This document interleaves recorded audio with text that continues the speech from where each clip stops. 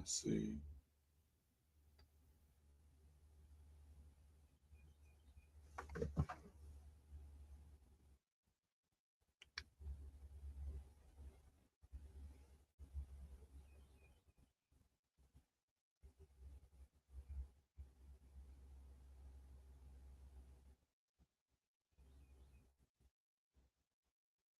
Okay, let's see. Hold on 1 second.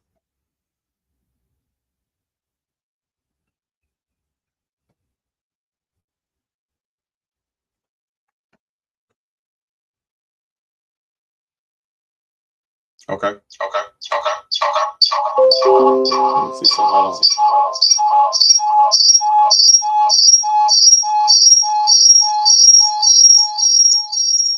That's weird because the mic is muted. Can you hear me? Bad echo. I know I'm trying to see something. Hold on 1 second.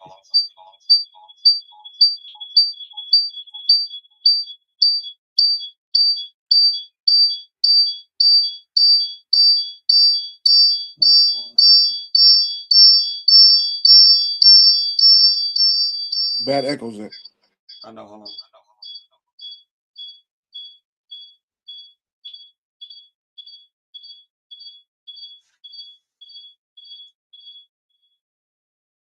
What about now?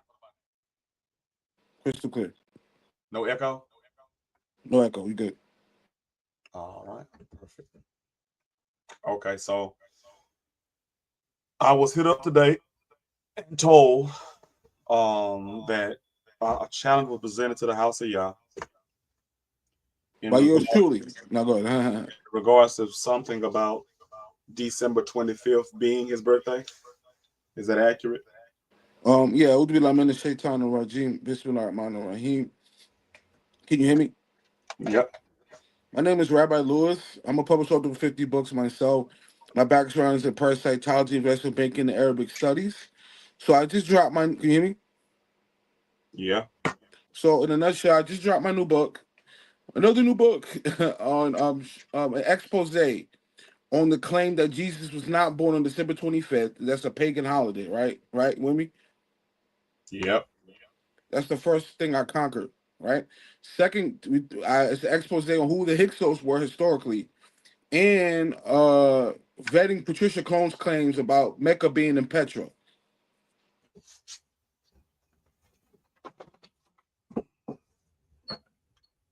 Okay. I don't even. What would those other two have to do anything with what we're talking about? You My said challenge apologies. in the House of Yah. So yeah, this challenge is multifaceted, right? Right, Wimmy? Mm-hmm. Um, because exactly of the persuasion, right? Long story short, right? That Jesus had two birthdays. You know, one from around when King Herod lived, and the one in Cyrenius became governor of Syria. So I took it off the table. I took that argument away from him. Also, we're going to be looking at some claims he made about the Hyksos. Now, the Hyksos were some Semites who conquered Avaris in Egypt. Keep going. Huh? Keep going. Yes, in a nutshell, that's what we're looking at.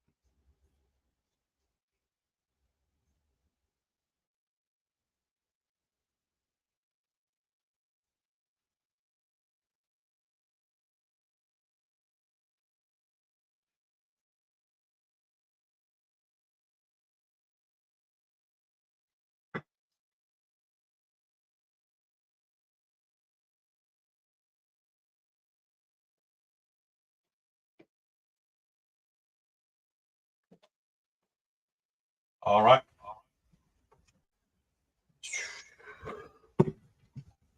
Okay. If I can say one more thing, we diving. Yeah, sure. Go ahead. Yeah, so Patricia Crone wrote a book called Hagerism, which is parroted by scholars like Robert Spencer, who said that Rasulullah Muhammad didn't exist and that the real Mecca, the real cobblestone was in Petra because they found one of his daughter's shrines there or something like that. Hello? Mm-hmm. Which I reconstructed in my book. Also, we're going to be looking at some claims about the Hyksos that Zek made. Also, we're going to be looking at was Christ born on December 25th. That's what the book's about. If you could put it on the screen real quick, people can see where they can get it. Well, I don't know where they can get out of. You just sent me to the Hold on, let book. me see you the Amazon link 1 second. In the private chat on StreamYard 1 Look, second. when they see the title of the book, they can do all of that. This is not here to plug and try to push books. If that's what you want to do, if No, no, that's no. It's not about plugging the book. It's about so people can get the information if they want to do more research. You know what I'm saying? this is the book right here. Yeah, if I could just, we could put the Amazon link on the screen. No. All right, no problem. It's your show. Balls your court. Yeah. Like I All said, right. it's on Amazon for free if you got Kindle Unlimited. Kindle Unlimited, like for like $10 a month, you can read like millions of free books. Like it's in the Kindle program. So Okay. So, do you want to take it from the top? yeah, certainly. So the first 10 pages is an expose on December 25th claims that Christ was not born, and I gave like a myriad of sources. I think about 10 sources proving he was. But anything Zach wants, because Zach read the book, so anything he wants to address that I said that he disagrees with, or any topics he wants to discuss, he's got the floor. Who is Lipovsky? Huh? Who is Lipovsky? Oh, Igor Leposky. Yeah, yeah, yes. That's the. Can you hear me? Uh-huh. He wrote an excellent book, Igor Leposky. I piggybacked off his work in my book, right? So he made a couple claims, right, Zach? Right with me? You don't have to keep asking that. I'm literally talking to Certainly. Certainly. Okay, so he made the claim that the Northern Kingdom were the Hyksos. There was two exoduses. He made a couple claims. That's two. The first claim was the Northern Kingdom were the historical Hyksos, right? Right. He said that Jacob and Israel were two different people historically. They created one narrative, and that there was two exodus, one before Moses. That's the gist of his claims. Also, I dived a little bit deeper than that. So, do you subscribe to this claim? Yes. So, you're telling me that Lipovsky threw away the Torah or the first 5 books, which contain the story, and we're supposed to believe Lipovsky because why? Oh, sure. I mean, that's like the cart before the horse, so to speak, a fallacy. I went in depth in my book. We're gonna do an expose on this now, dissecting his claims. I didn't just parrot a claim. I actually dissected the claim. But you did because he doesn't have any. He doesn't have any literature to go off of. Of course, we have the writings of the people of Egypt of Kemet. Now the Greeks called it Egypt, but they was originally called Kemet. We have the early writings about the Hyksos and about the children of Israel. We could dive in. Yes, but those are 2 different times according to the time frames of Egypt. Yeah, so I mean, yeah, so I could just give them a taste. So you had the Meneptah Stele. If you're not privy to what the Meneptah Stele was, there was a pharaoh named Meneptah who talked about the children of Israel being wiped out. Now, who was Meneptah's father? How's it relevant, Rabbi? It was Ramesses II. Now, the Bible says we built the cities of Pathan and Ramesses. So we know Ramesses was the pharaoh of the Exodus because his son is talking about the children of Israel. And that's the first reference we have of the children of Israel. When It's no, Meneptah Stele. And hold on, yeah. So his father was the father was the pharaoh of the Exodus. I'm gonna prove that. when okay, when was the Money Patastella written? Let me give you the date. That was under Pharaoh Meneptah. He was Ramesses the great son, right? I'm not asking who was under. I said when was it written? Let me get that to you right now. Hold on a second. Meneptah Stele, that was created in 1208 BCE. All right, now in 1208 BCE, that time frame does not line up with Bereshit, Genesis, or Exodus. Yes, it does. See, the only lex he has to stand on is First Kings 6:1, which says that in a nutshell, that the temple was built 480 years after the Exodus, which is 966. So if you subtract that, that'd be 1446 for the Exodus. That has been totally reconstructed by multiple scholars. But this is kind of the cart before the horse. Let's deal with the book before we digress into something else. I mean, I'm just going. You brought up Murder Patah. Yeah, it's off topic, and we could just stay on topic. So I just did that as an expose on introduction. So we could just stick on So it topic. really didn't mean anything, basically. You No, just I wait. mean it's not it's relevant, but it's not like hyper relevant. All right. So Leposky thinks there were two patriarchs. So again, when I look at this book, what he thinks trumps what's written. Trump's was written. Well, I mean, and if you want to categorize it, I would say no. But like I said, in the book, this book is 58 pages, right? The gist of the book is vetting Lebowski's claims. Only the first 10 pages is dedicated to Jesus in December 25th. The rest of the book is dedicated to Lebowski's work. So we're gonna look at it. Like we're gonna vet his work. What's your first paragraph is about Leposky. I look under that. It says I'm gonna digress. If you read under that, I said I'm gonna digress. You see that? You can scroll down. Yeah. It says now, okay, but let's digress from the Hicks story for a moment, right? Mm-hmm. To discuss the December 20th date of Jesus peace be upon him, said Christ, who will find to comb Lebowski's claim soon. So now let's prove without a shadow of a doubt, Jesus peace be upon him, the said Christ was in fact born on December 25th, despite Mythos' claims. We'll go backwards to go forwards like a movie from Quentin Tarantino, right? My writings. So now we're gonna go to the Jesus 25th argument. All right. So right here, you said um the date of December 25th can be derived historically from the dating of Zechariah's entry into the temple to burn incense. Hold on. What date did Zechariah go into the temple to build incense? It's not written in Luke. Yeah, there's go down the paragraph. I already elaborated on that. Go down No, no, no. Give me kindly. the scripture. Give me the scripture. Yeah, the scripture's right there on the screen. Scroll down Where? on this buffering. Hold on. Yeah, there's no scripture here. Hold on, keep going.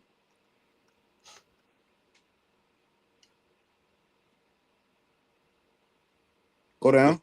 The first scripture you have here is Luke 1:36. Yeah. Yeah, yeah. All right, you can put it on the table, Ash. My apologies. Hello? Yeah. You should let me look. Hold on. You should see it right there. It says it mentions Zechariah when his John the Baptist, his father was. You should see it right there. Hold on. You pull it up. One second. You should see it right there. Hold on. My apologies, guys. Sorry for the dead air. Hold on, my computer's lagging. Hello? Mm-hmm. First, before we read that, let's see what it says. So let's find Kuptonis, page 2. You say You what go now? to page 2, where it says let's find Kuptonis, the washi sheet.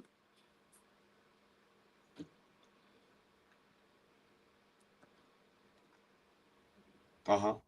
Okay, if you could, we could read that under where it says let's No, find no, you Kuptonis. can read that. You're the one. Listen, you're debating me. You're saying that what we teach is wrong. Why would I read it? I'm debunking the thing because this is talking about the type of sheep that are out there, and when they drop lambs, that's completely irrelevant. How's that irrelevant? That sheet that's talked about in the Gospels, it's called the washi sheet, No, it's and not it's called. the No, no, no, no, no. You're trying to make the connection. The word "owasi" is not in the Gospels. no, that's not my claim. I said the washi sheep is the sheep breed that give birth to lambs in the winter. And I'm So saying to you, in the book of Luke that you're quoting, it doesn't say anything about December or Owasi sheep. There's no chapter and verse that mentions Owasi sheep.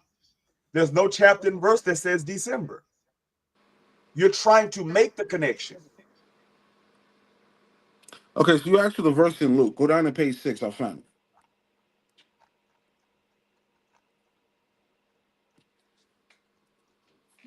Let me see.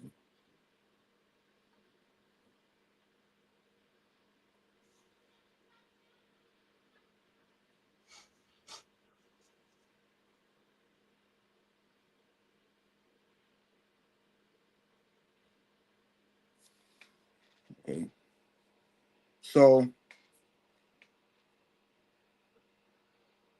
It says, so this is about Mary, right? Hello? Mm-hmm. Mary, when she conceived Christ, right? Uh-huh. Mary was Jesus' mother. She went to visit her cousin Elizabeth, right? Uh-huh. Who was at the time 6 months pregnant with John the Baptist. Okay. So she was conceived Christ. She went to visit Elizabeth. She was 6 months pregnant with John the Baptist at the time. Okay. Elizabeth was John the Baptist's mother.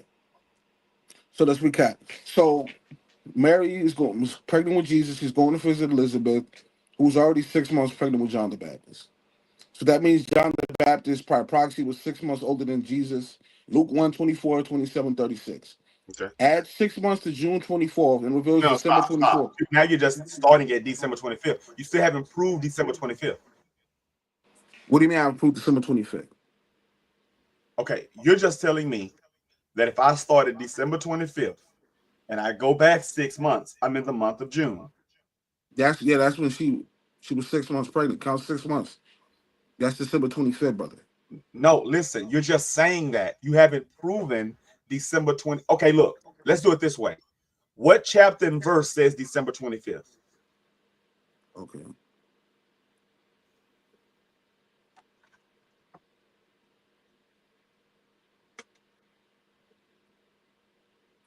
Let's go to page 3 where it says let's dive deeper.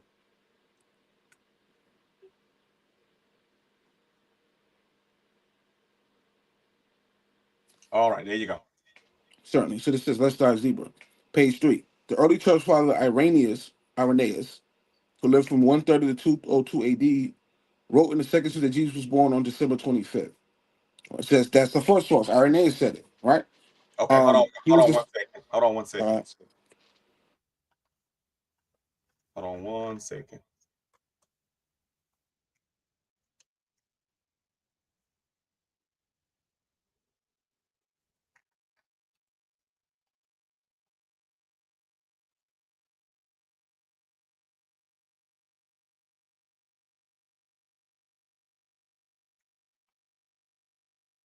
hello. Hold on, watch this here. So I'm gonna show you, I'm gonna share something with you, okay? Because you just made a claim in your book that Irenaeus said it was the second century. In your book, you don't even give their source, but I'll do one better for you. See, I think the problem with you guys is that you think people don't pay attention, but I do. What does this say right here?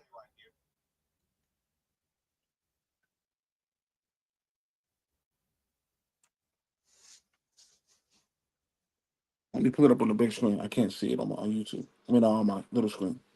The actual biblical evidence for the first, second centuries is equally spare. There is no mention of birth celebrations in the writings of the early church writers such as Irenaeus or Hold on, stop. Tertullian. Read that again.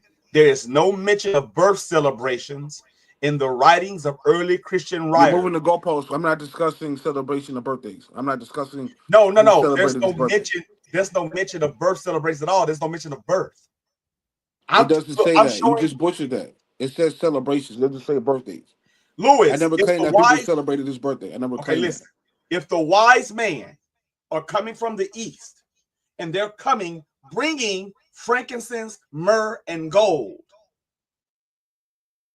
because of what? Why are they doing that?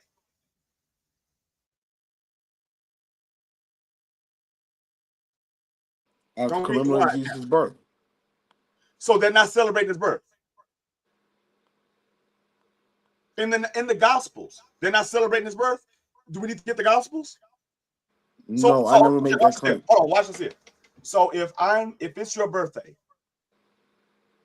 and I come to your home and I bring you gifts, I'm not celebrating your birthday, is what you're saying. No, see, you just moved the goalposts. If you read what you just put on the table, it says the extra biblical evidence. This Mm-hmm. is not the Wiseman story is biblical evidence. It's not extra biblical. Why are you moving the goalposts? I'm not moving the goalposts because remember, Irenaeus is 130 to 200. He wasn't alive at that time. Of course, I So agree with that. I'm not arguing okay, that. so hold on, stop. So there was no written story at that time when Irenaeus is there. He's only going off the customs of that day. So if there were no birth celebrations in his day, then there wouldn't have been none before him. That's not true. If you go back up to page 3 real quick. You listen. You can't just say. Listen. Hold on. Stop for a second. No, I'm sure that you made that committed a fallacy. Irenaeus was a student of Polycarp, right? Now, No, you why is that you made relevant? that claim, but you said that Polycarp was a disciple, was a student of the disciple, John. No, it says Polycarp was a disciple of the apostle John, I just said who was that. close to fit with Jesus' mother, John chapter 19. Now prove that. Prove that in the scriptures. Show me Polycarp's name in the scriptures. In the letters. Go ahead, show it to me. I just quoted John 19, 26 through 27. It doesn't say Polycarp. Let's get the verse.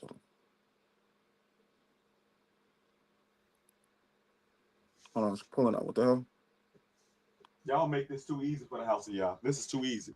House of YWH is done after this read. So, but we'll go ahead. We Ain't barely nothing wrong scratched the with surface. it. Because see, it says the extra biblical evidence for the first and second century is equally spare, meaning they don't have it. For the first century, which would be the time when supposedly JC lived, and the second century, which was the 100 years after, dealing with, so after even the book of the Revelator John, because he's in the first century, and he lived to be, 100 years old or whatever. It says the extra biblical evidence for the first and second century is equally spare. There's no mention of birth celebrations in the writings of early Christian writers such as Irenaeus. And I'm not 130, denying that. I never said that he celebrated Christ's but the birthday. I never text made that claim. does. But the text says it. It does not. Show me in my book where I said his birthday was No, the celebrated on that text. date. The text.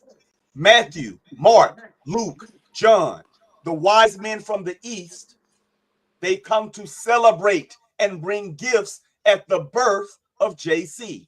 Do they not? Right. So if I come bringing gifts, am I celebrating the birth?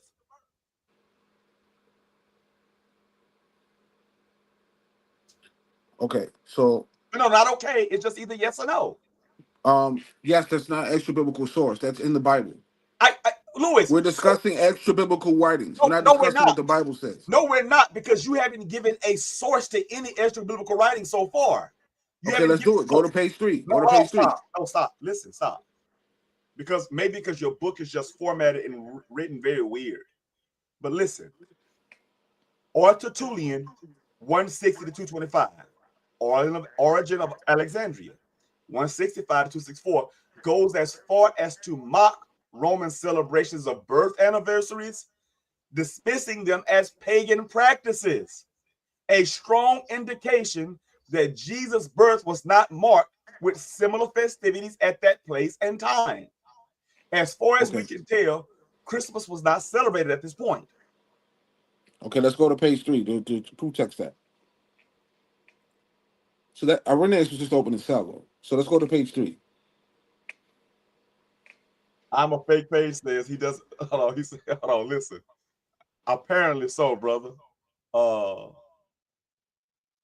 He says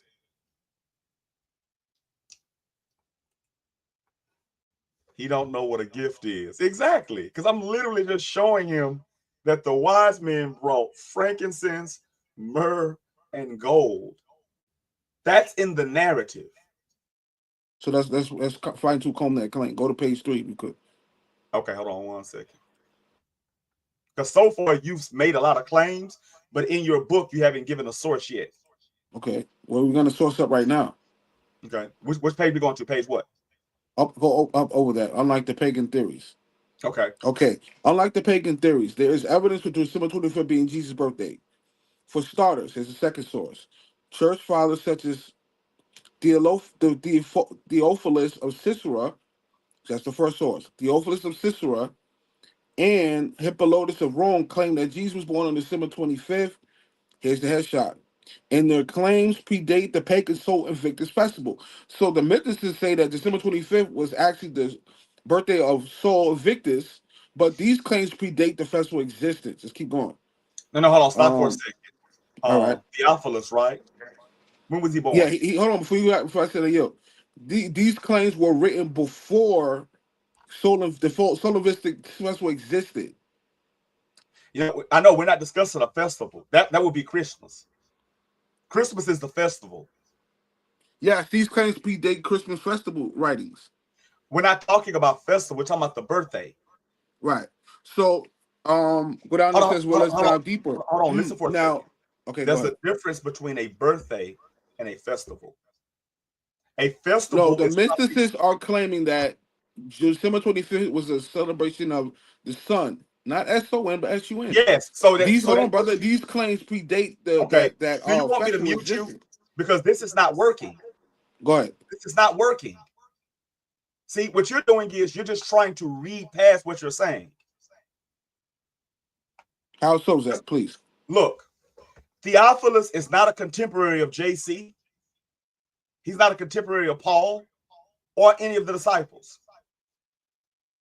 So just I just gave you Polycarp, who was a disciple of John. No, you from the didn't. Gospels. You wrote it in your book, and I said, "Show me the letter, aka the New Testament, that mentions Polycarp." And you haven't. You wrote it. I agree, you wrote it in your book, right? But you didn't substantiate it. This is unequivocal. This is not contested by any scholar. Nobody's contesting that Polycarp was the apostle of John. Nobody's debating that. Regardless if anyone's debating, I am. I'm saying. Oh, you're debating that. On what grounds? Why? Because you challenged the house of Yah with this information. Yeah, we're gonna get into it. We're gonna dive deep. No, stop. Don't stop saying. Look, we're 26 minutes in. You're talking about what we're gonna get into. You're supposed to be dealing with it now. Yeah. Okay. So the second source, the story of second. Hold on for a second, because I think you don't understand how this works. You challenged me. When you challenged me, and I asked questions about your work, you can't run over and back and forth and go to this page and this. No. Deal with what I'm asking you. Absolutely. Okay. So when you look at church fathers like Theophilus of Caesarea, he's not a contemporary. I don't care. Listen, you can name 50 people that believe that. That's fine. But that's not proof. That's no different than a person today being a scholar saying, no, Jesus wasn't born in December 25th. Because you have people that say he wasn't. So my point is, just because you show somebody agreeing with you, you think that means it's true, which means you're not a scholar.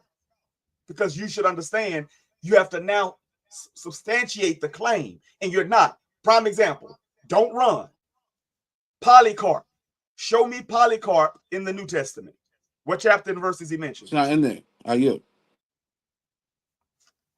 That's irrelevant. We have extra biblical sources. Nobody's debating that, but you. I know, because you're debating me. Okay. Why do you disagree that Polycarp was a disciple of John? Please make it make sense. Because he was never mentioned. That's an argument from silence, bro. What are you doing here? That's an argument from silence. Okay, look, we don't have a body. We don't have anything. Where's his tomb? You don't have a tomb today. He doesn't have any writings.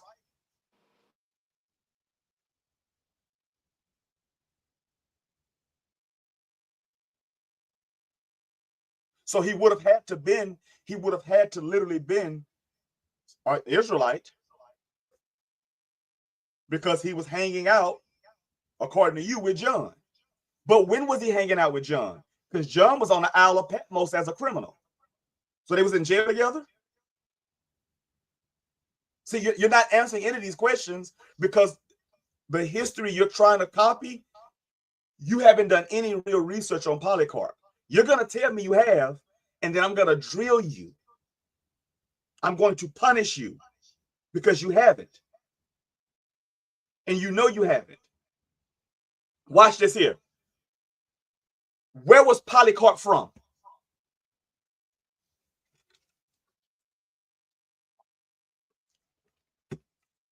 Don't Google it.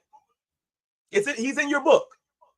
No, I'm not going. Sorry, I was on mute. I was speaking on mute. My apologies. Let's go down to page 5. Right? No. Listen. What you're gonna have to learn is you're gonna have to stop trying to run away from what I'm asking you. Okay, so let's deal with the day for Polycarp. Because you're saying I'm on the hot seat. I'm saying you're on the hot seat. So when I ask you a question, Polycarp lived.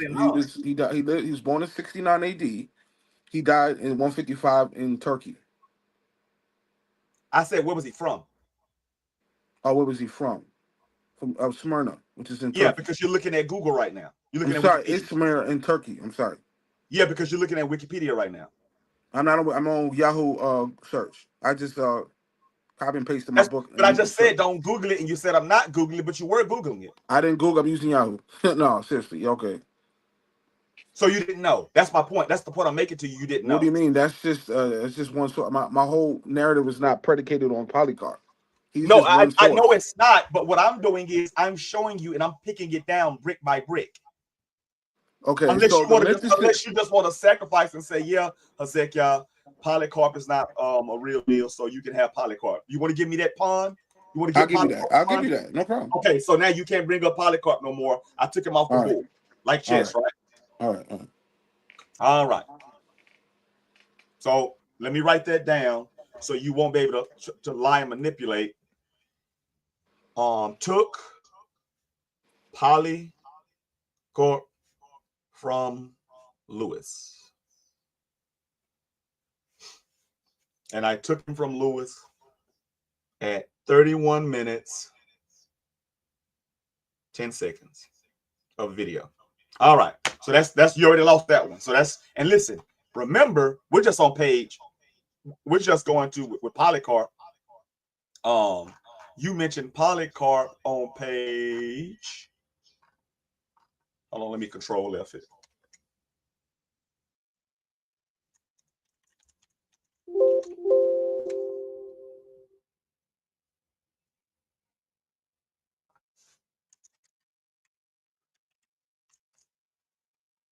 You mentioned Polycarp on page 3.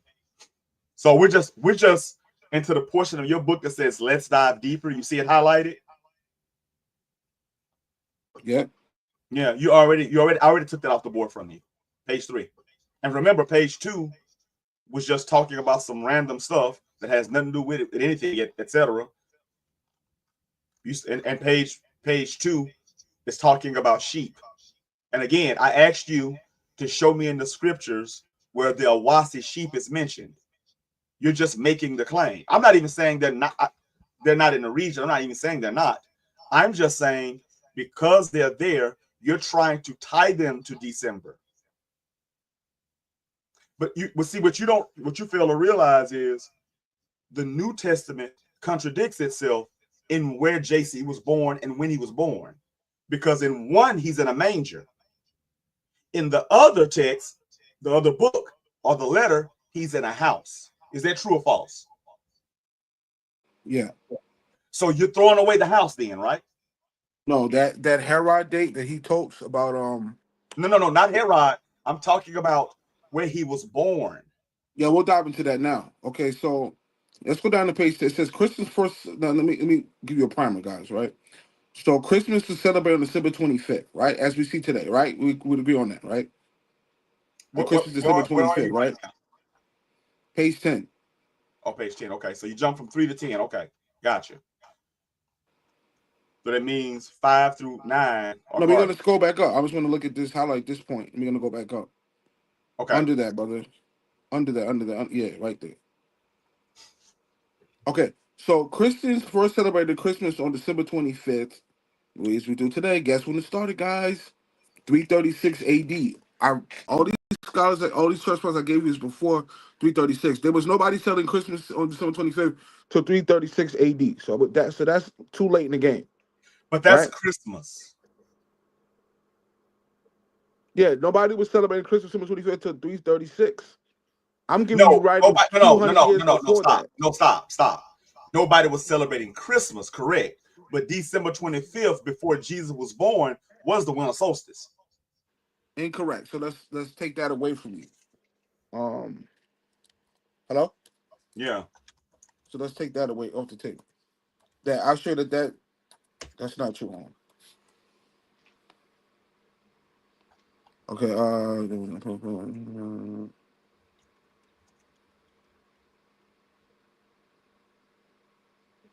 Okay. Let's go to page 4, brother. Hold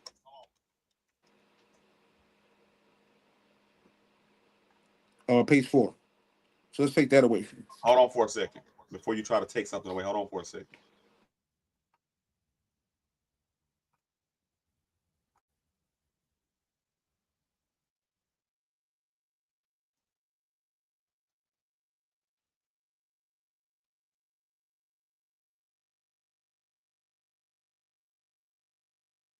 All right, so check this out.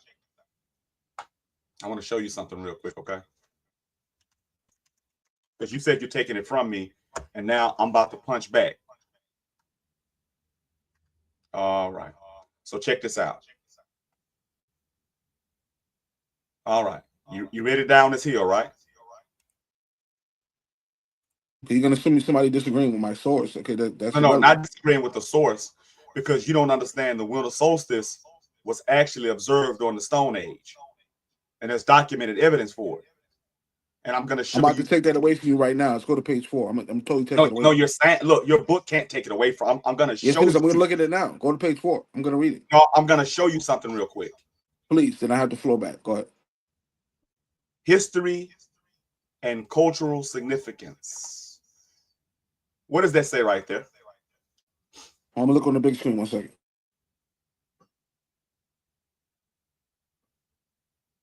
Okay. You want to read the highlighted part?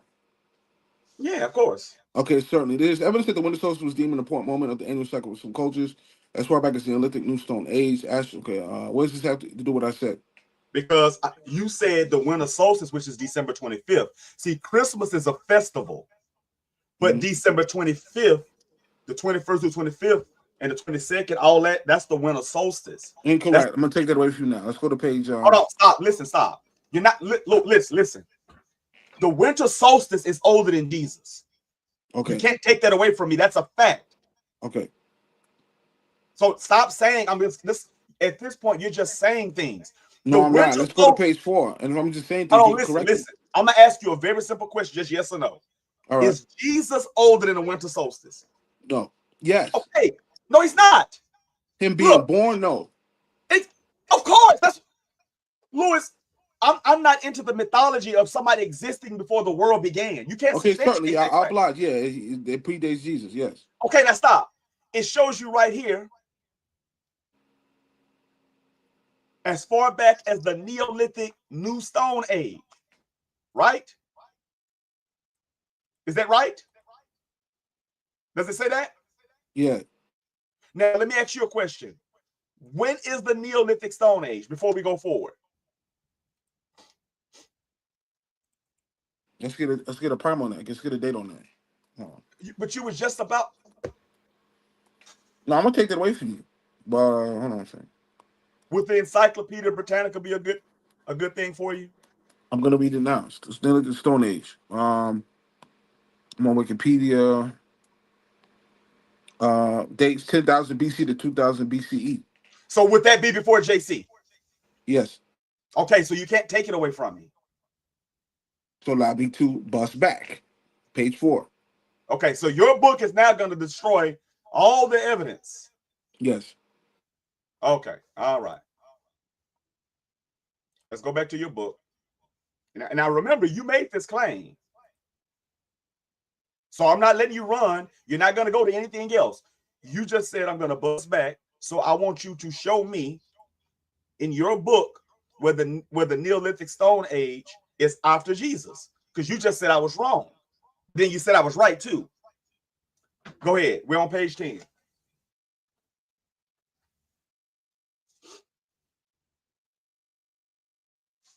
Okay, page 10. Page 4. Okay, so we're not on 10 anymore. No. All right, so let's go back to page 4. I think everybody sees a recurring theme in how you actually even decipher things and say things. Go ahead. It's there now. Okay, so the claim is that December 25th was original Roman festival Saturnalia. Okay, so let's dissect that. No, we're not talking about a festival. See, listen, man, you're going to have to learn to listen. I'm telling you that Jesus' birthday is today a festival known as Christmas. But in that time frame that you're trying to talk about, when the wise man went, it wasn't a festival. It was just a birthday. And they brought gifts. Birthday and festival are two different things. I was born May 28th. So my birth date was just last week. But nobody celebrates May 28th as a festival, according to me. You see what I'm saying? Saying we're celebrating HEZEKYHWH. That's a festival when groups of people in a community, it's a festival. When it's just your birthday, it's just your immediate family that gave birth to you and raised you. That's the So before we difference go between a forward, let me birthday ask and a you a question. festival. Let me ask you a question. Who was Sol Invictus? What was the purpose of celebrating his birthday? We're not dealing with the sun right now. Of course you Listen. are. The claim, hold on, stop. The claim is that Sol Invictus, the sun god, was born on December 25th, and they worship the sun. Not SUOUMSON. That's the main part of the claim, that Sol Invictus was birthday was December 25th, the worship of the sun itself. I'm taking that away from you. You're You not taking understand that? anything away from me because I never mentioned Sol Invictus.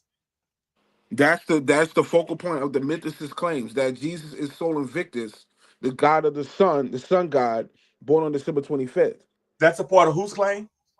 The mythicist claims, like Madame Blavatsky, all the early I'm not mythicists a claim. mythicist. Okay.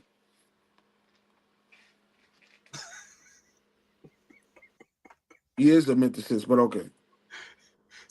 So I follow after the teachings of Madame Blavatsky. No, she's just one of the proponents of the theory. Okay, she said that Sol Invictus was born on December 25th, and they worship the sun god Sol Invictus. Well, Now, listen what I'm saying. But I'm not. Okay, listen. you disagree with that? No, I don't disagree with it Okay, because so you agree with Sol. it? But listen, Invictus, soul. We're talking about Latin, right? Yes, Sol means sun, where you get the word solar from, correct. and Invictus, right? Now, what I'm trying to explain to you is the winter solstice, as I just showed you, it was kept before the Romans. It was kept before the Greeks. It was kept before the Babylonians. And before you move the goalposts, I said in my book, they were celebrating Sol Invictus' birthday on December 25th, was not before 354 AD. So in I 354 know AD, because do you know why? Do you hold know on, why? before you put hold on, let me say this in here. So the earliest source we have of Sol Invictus being celebrated on December 25th, right? Right? It's 354 AD. The sources I Correct. gave you is before 354 of Jesus being born in December. Correct. But here's the deal. This is where you're missing it. Sol Invictus is from the Romans. The winter solstice, the worshiping of the sun, the worship of the sun goes back to Egypt, and the Egyptians knew about the winter solstice. So you're looking at a later incarnation where the Romans had a god dedicated to that time, but the Greeks had one too. The Right, but I Egyptians just had told you, worshiping Sol Invictus on December 25th started in 354 AD. what I'm giving you sources before that happened. You understand that? I know, but you're not giving me sources before the new Stone Age, the Neolithic Stone Age. See, listen, you remember the other day when we had the conversation, and I told you that when you look at El, the Canaanite deity, then you look at his son Baal, and in that video I told you today you worship Baal, but you don't worship Baal by that name. Every culture speaks a different language, so the name changes of these deities. You're just fixated on the name Sol or Invictus. You're fixated on that. But just like, watch this here. What was the name of Zeus to the Romans? I don't know. What was it? It was Jupiter. Jupiter. Okay. Yeah. But the Romans didn't create Jupiter. What was his name in Greek? Break it down. I just gave you the answer when I asked the question. Oh, Zeus. Jupiter. No, Zeus. Zeus. Zeus. Yeah, Zeus. Right. Is Zeus and Jupiter the same entity? Yeah. Yeah. So every culture just has a different name because they speak different languages. So when you look at Sol Invictus, you're looking at the Latin form of that deity. Every culture was keeping up with the winter solstice. You have to, because you have to know when to plant. You have to know what time. They didn't, again, listen, they didn't have iPhones. They didn't have cell phones that you can turn on, and they got the time. They didn't have watches. So they knew the times of the seasons astronomically. Would you agree with that? Yeah. That's all they could go off of. So then they start to deify these things. So when you say Sol Invictus, that's just a Roman incarnation of an earlier deity. He wasn't called Sol Invictus to the Greeks because the Greeks didn't speak Latin. Sol Invictus is Latin, is it not? Yeah. Okay. So that's what I'm saying. So you're still stuck on the word Sol Invictus, and you're saying, see, Sol Invictus is at this time. Yes, but Sol Invictus is just that Roman incarnation of that same deity and that same concept. It existed before Rome. The winter solstice, it goes back to the Neolithic Stone Age, which is 12,000 BCE to 2000 BCE, according to sources. So you just kind of, it's like you're getting stuck on the name in Latin. Baal is Jesus. Jesus is a new name. Why? Because it's English, correct? Yes, what I was saying in the book. Christians didn't start celebrating Christmas on December 25th till 336 AD under Yes, Constantine. because that's a festival. Hold on. So they didn't start celebrating Christmas on December till 336 under Constantine. I'm giving you sources 120 years before Christmas existed. I know, but Christmas is not as, listen. How do you get around that? I'm giving you sources from 120 Easy. years before It's Christmas is easy. celebrated. It's easy because Please, go ahead. what is the prefix of Christmas? Christ. So you're not gonna find Christmas before Christ. It's a I festival. just gave you 5 sources before Constantine that says Jesus was born on December 25th. I gave you Yes, but 5 these sources. What are you talking about? no, listen. I think it's so simple you're missing it. Listen. December 25th to us today is known as what festival? Christmas. Before Jesus was born, it was never called Christmas. It couldn't be because the prefix is Christ. It's a festival dedicated to Christ. So when you keep saying, I'm giving you things before Constantine, yes, because Constantine mixed paganism. You know this already. Which means the concept of Christmas had to already exist. It just wasn't called Christmas because you didn't have JC yet. So we know December 25th is the winter solstice. That existed before JC. See, what you're doing is you're confusing astrological science with festivals and birthdays. And you're using them interchangeably, and you can't. Like I just gave you a perfect example. The day I was born was May 28th. But nobody in the world has a festival dedicated to me on May 28th. Now let's just pretend a meteor was about to hit the earth, and I found out a way to save the planet, like the movie Deep Impact or Armageddon with Bruce Willis, right? Since I saved all human life, people would be talking about me for centuries and millennia to come, right? Right. So I would almost become deified, and my birthday would become what? A festival day, just like Martin Luther King. The day he was born, people celebrate his birthday. Just like Juneteenth. There's a Juneteenth celebration coming up, which I think it's 1869 in Texas. Slavery was finally abolished in Texas. So today, that's a festival. It's called Juneteenth Day. Trump made it a national holiday. Holiday means holy day. See, you're mixing it up. So when you look at December 25th, you being in this time frame, you instinctively say Christmas.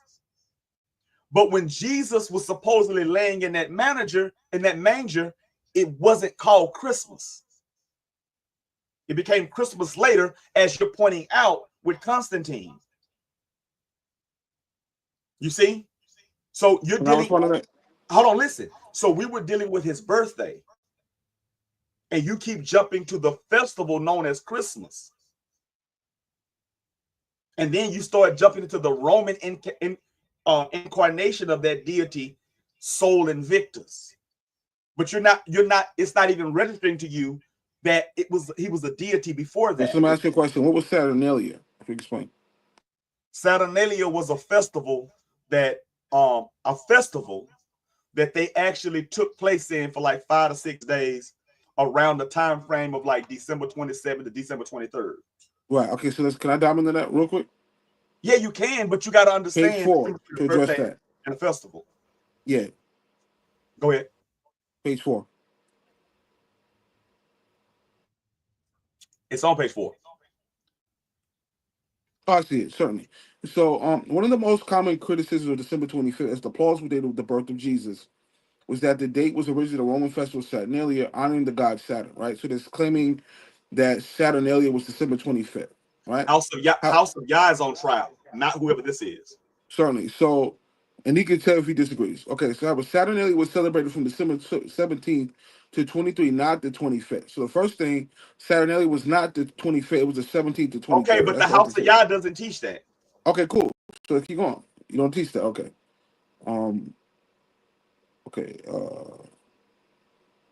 The idea of Christians choosing Christmas to replace a festival didn't happen to the 12th century. So we don't have anything before the 12th century about that happening.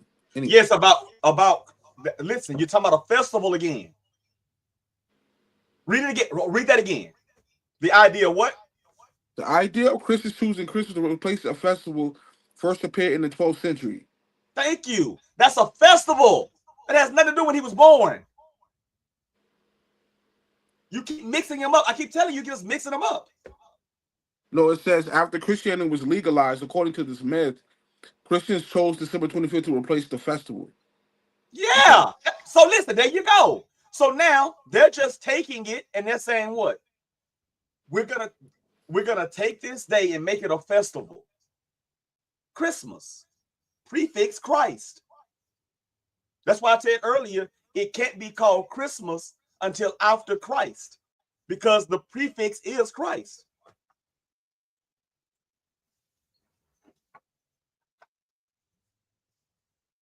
See, you said House of YHWH was on, and you're taking things from me. What you're doing is you're arguing with people. You haven't even, I know about Saturnalia, where the Greeks and the Romans would have sex with each other, go home and beat their wives up. I don't know if you knew that. They would exchange gifts too. So that piece of paganism went into Christianity, because on Christ's day, you give gifts. Why? Because in the gospel, those letters, they also, the Magi, the wise men coming from the east, they also gave what? Gifts. So you're just taking the story, bits of paganism, and now you got Christmas.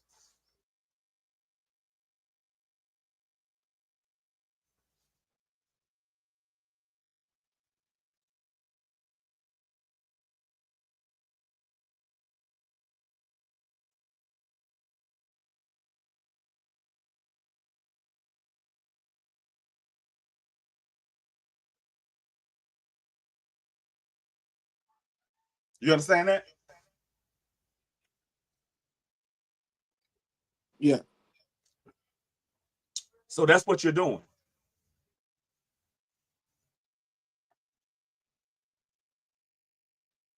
Delta Root says scholars don't even have the year he was born.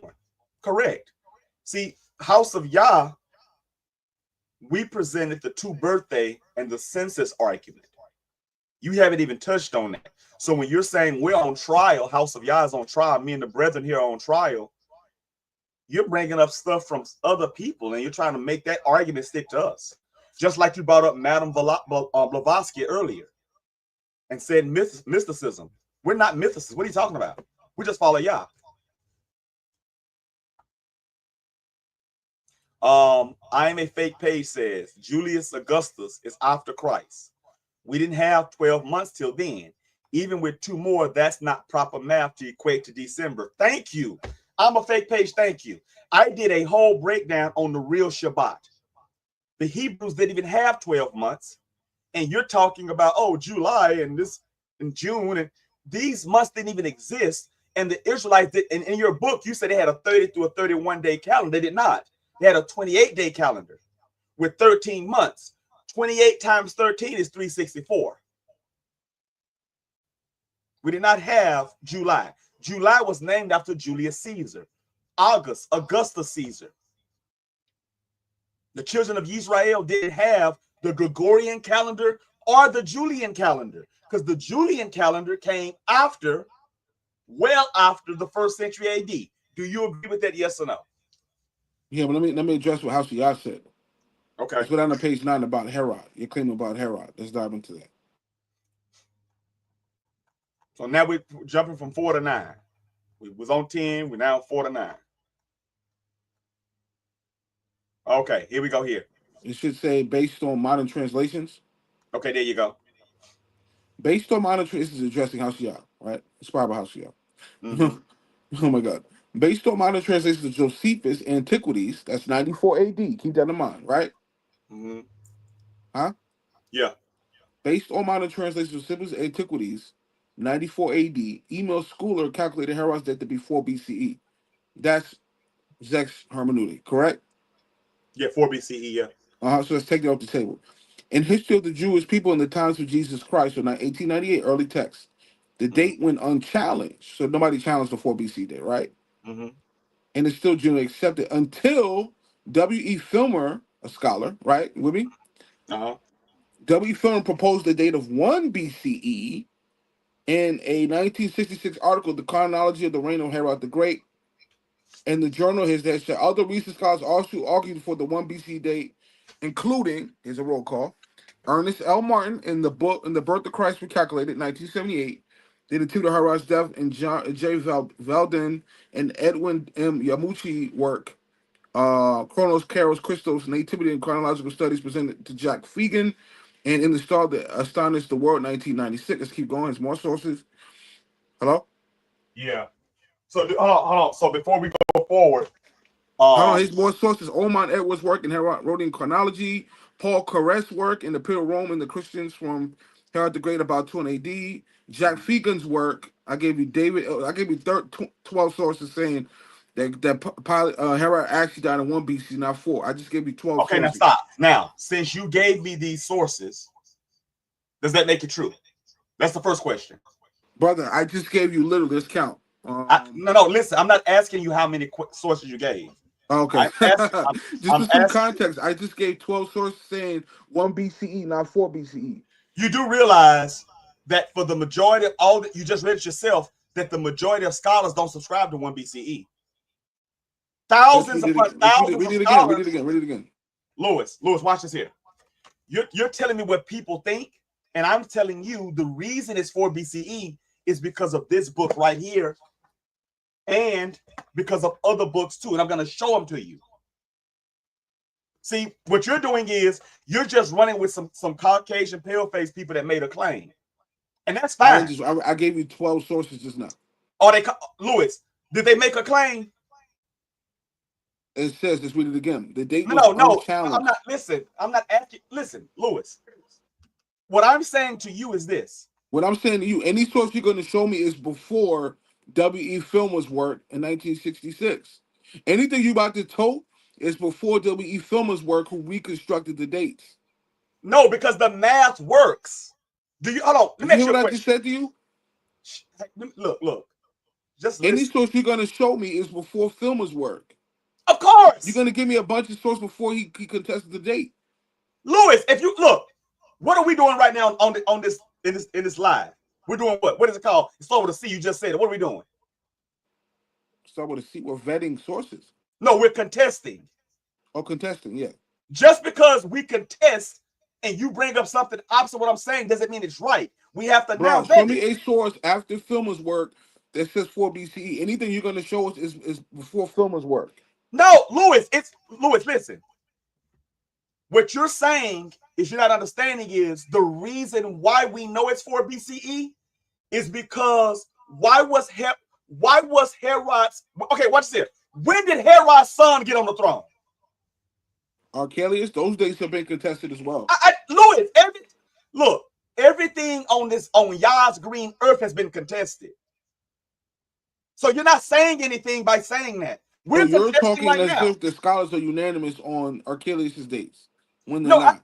Louis, I didn't say nothing about. See, now you're just being a deceptive liar. Louis, everybody has heard me tell you multiple times in these forums that just everything is contested. You do realize that, right? Some people think the earth is flat. Some people think it's round. Is that accurate? Is that true? Yes. Okay. Some people think you can live without eating. Some people think you can't live without eating. Is that true? Right. Some people believe that you don't have to have water. You can just live off your breath. Before we go off the deep end, do you have a source? No, listen, stop. It's not off the deep end. I'm showing you. But do you have a source after Filmer's work that says 4 BC? Louis, if you Google all the people that are today still saying it, they're after him. Show me one source after Filmer's work. I don't have to. Louis, 1966, it says all the sources you're quoting are earlier. Charles F. Pfeiffer was not alive back then. What date is it? What date is that book? Because my source is 1966. It doesn't matter. What year is this author you're quoting? 1996. I don't know if you can see it. 1996? Yeah, hold on. You see that? Wait, when did he live? This is Charles F. Pfeiffer, and this book was type that in. Charles. Let me type it in. Charles. Pfeiffer. Type it in for what? You're looking at it. The book was written in 1996. Okay, he lived. When did he live? That's the question. It doesn't matter. You said the source, idiot. He can't listen. If he wrote it in 1996, he couldn't have been alive in the 1800s. I yield to that. Give me his last name, please. The what? Bruh, his last name. Charles F. Pfeiffer. Spell Pfeiffer? Look at it. It's on screen. I'm on my phone. P-F-E-I. Hold on. P-F. Okay, I got it. F-F-E-R. I got it. Okay. Yeah, he's 18. No, he's not. Mine's is 1966. He's before 1966. I just say he's before 1966. What you mean? Charles F. Pfeiffer lived from 1859 to 1927. This is before Filmer's work reconstructing those dates. I just said that. No, what I'm saying, look. Your source is before Filmer's work. No, it's not. Look what it says. Yes, it is. I just look when he lived. No, it says the introduction is from him. He just cut himself. You see that, right, guys? He just gave us the source. He did exactly what I said. He gave us the source prior to Filmer's work. No, if you look on the screen, it says with the introduction. Now he's going to move the goalposts. Okay, he's going to move the goalposts now. I'm not moving anything. Your source is before Filmer's work. It's not. It's not. Charles F. Pfister lived from 1859 to died in 1927, bro. He wrote the introduction. When you write an introduction of a book, you're not writing the book. Look, watch this here. Watch this here.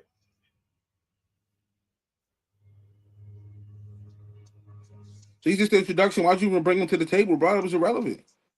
No, because I was showing you the book, and you asked me who's in this book, and I gave you just lied to us. Charles F. Pfister was before Filmer's work. Filmer was the one who pioneered the claim. Yes, but this dictionary, the New Combined Bible Dictionary and Concordance, it's from 1996. That's irrelevant. Charles Pfister is before Filmer's work. No, listen. Repeat to me. What did I say Charles Pfeiffer did? Yeah, he just wrote the opening part of it. Yeah, he didn't write the dictionary. So why did you bring him up if it doesn't support your argument? No, because you asked me about the book. Fister's before Filmer's work. I just said that. But he did not write Herod, the definition for Herod in here. Okay, who wrote that? So we can look it up. Give us the date. That's what I'm telling you. Look. Okay, give us the author who made the claim about Herod after Filmer's work. That's what we're asking you for. Don't filibuster. It's not a filibuster. Give us the person who talked about the 4 BC date after Filmer's work. Hold on, listen, stop. It says 1996 by C. Stampley Enterprises Incorporated, used with permission of the copyright owner. This is a Bible encyclopedia. What's the name of the author who made the claim? That's what we're asking for. It's not a claim. It's a dictionary. Who's the nigga that wrote it, bro? That's what we're asking you for. Please stop moving the goalposts. Louis, when you look at the Zondervan Bible, Compact Bible Dictionary, right? Give it to us. All right. No, listen. When you look at the Zondervan Compact Bible Dictionary, who wrote it? Zondervan. No, it's not. Zondervan is the parent company. Damn. So he gave us Charles Fister's work. No, I didn't give you. No, look. When you look at this book, I know you're retarded. It says what? This is what it says. Let me look at the screen so I can see it. It says Introduction to the New Combined Bible Dictionary and Concordance. He only wrote the introduction, and that's what it says on the damn cover. Okay, you're beating the dead horse. We're asking you on the panel. We're asking you for the scholar who said that the 4 BC after W.E. Filmer's work. That's what we're asking you for. No, it's the diction. Look, let me show you what I'm talking about. Look. What's the name of the dude who said it in the book? That's what nobody said it. Louis, this book is written by tons of scholars. That's how dictionaries work. Who is the scholar who made the claim? In what year? Louis, dictionaries don't work like that. He's filibustering, guys. Hold on 1 second. Do I have my Zondervan? Let me see something.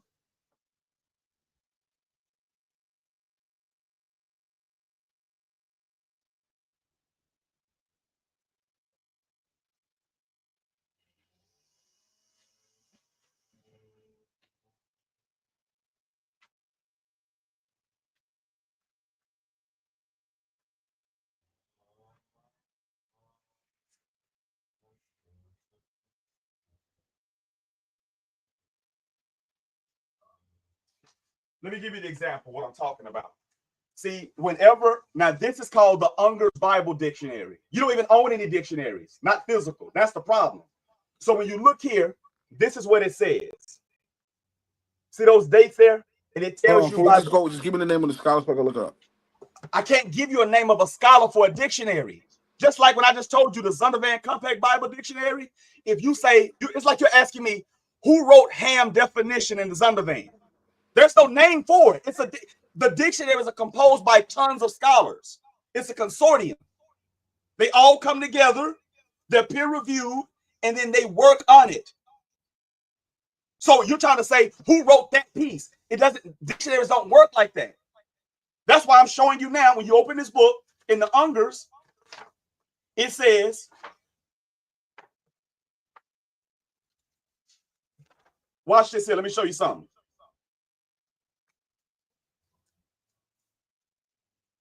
Let me show you something real quick.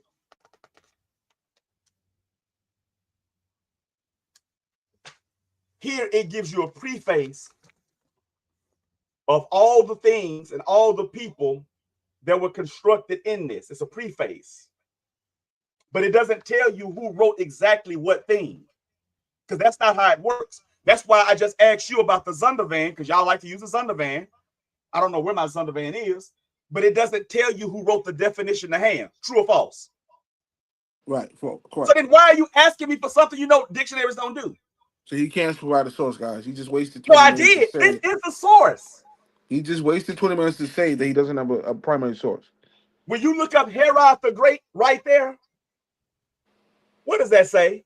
I'm not arguing that the 4 BC date. I'm arguing that before Filmer's work, after Filmer's work, the date was dismissed. That's my argument. I'm not arguing. No, that's fine. But this book was written in 1996. It was compiled, but you have to show who made that claim. Louis, that's how Louis, stop. When you look at your books that you're quoting, when it says on the screen, it says Armand Edwards in Herodian Chronology, Palestine Exploration, 1982, right? Hold on, what page you on? It's on the screen. Oh, my bad. I'm looking. What page is that? Oh, 10. Okay, yeah. I'm on It's on page the 9. screen. Okay. You don't have to look for the page on the screen. Yeah, I see that. Yeah, my bad. My bad. Go ahead. So it says what? So when you look at that guy, Armand, this guy right here, 1982, right? And then Hold this on. guy Go. here. Let's open this note. They go up to page 9. It doesn't, Louis, it doesn't matter. It doesn't matter. We do all of them. Oh, Look, yeah, you can look all. Ernest I gave M. 12 Martin. sources. That's his argument. It doesn't mean he's right, and we know he's not right because who replaced Herod? And then when I asked you that, you said Archelaus. But here's the deal. Yeah, the case to Archelaus has been contested. I said that. Louis, everything has been contested. Okay. That's irrelevant. It's like you're trying to say because it's contested, you're right. You haven't substantiated any claim. All you did was put a bunch of pale-faced people on the screen and said, look, they don't agree with this, so I'm right. That's what you just said. Bro, that's not what I said. I asked you a question for the 5th time. Show me any writer, not politician, scholar, after Filmer's work, that's 1966, right? That said that Herod was died in 4 BC. There's no source for that. After Filmer's work, it was dismissed. No, it Most wasn't. scholars believe that after Filmer's work. That's before Filmer's work. No, it wasn't. It is. I'm just showing it to you on the screen. You're looking at it. And I gave you 12 sources that agree with Filmer's work. No, it was 1 BCE, not 4 BC. I just showed it to you. It wasn't dismissed. It wasn't dismissed. You just wanted to be because you gave a contrast argument. That's not a dismissal. Dude, I gave you 12 sources. Louis, okay, watch this here, Louis. I'll prove it to you real simple. Show me a dictionary after 1966 that says Herod was born in 1 BCE. The dictionary? Yeah, dictionary. Any dictionary. Dude, it's on the screen. Start at page 9. I give you no, that's sources. Not a dictionary. Oh, dictionary. Okay. Yeah, a dictionary. Hold on. You just said the dictionaries will give you a source. So you asking for a dictionary? No, because I'm showing you that what you're doing to me, you can't even do it, but you're thinking it's okay. Here we go. We have the 1990 David W. Page 10. Take a follow along. David W. Beyer. This is 1995. Reported to the Society of Biblical Literature that the 4 BC date of Herod's death was based on a translation error in Josephus in 1544. So Beyer said that 4 BC date was a translational error in the Josephus from 1544. According to Beyer and all the previous 1554 manuscripts, Herod died in 1 BC. That's another source. That's not a source. That's you making a claim. That's a claim. It's not a source. It's not my claim. That's him. That's David. I know. It's you using him as a claim. That's not a source. Okay. Look, go ahead. A source is this. A source is text, manuscripts, not somebody making a claim. That's a claim.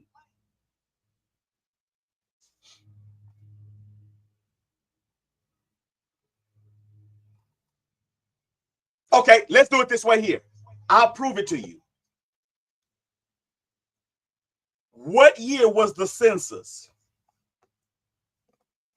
Well, there was 2 censuses. There was the census, 2 censuses. Augustus Caesar census argument. Augustus Caesar census. Oh, scholars are not unanimous, but some people say it was 6 AD. But I mean, I haven't seen a consensus on that.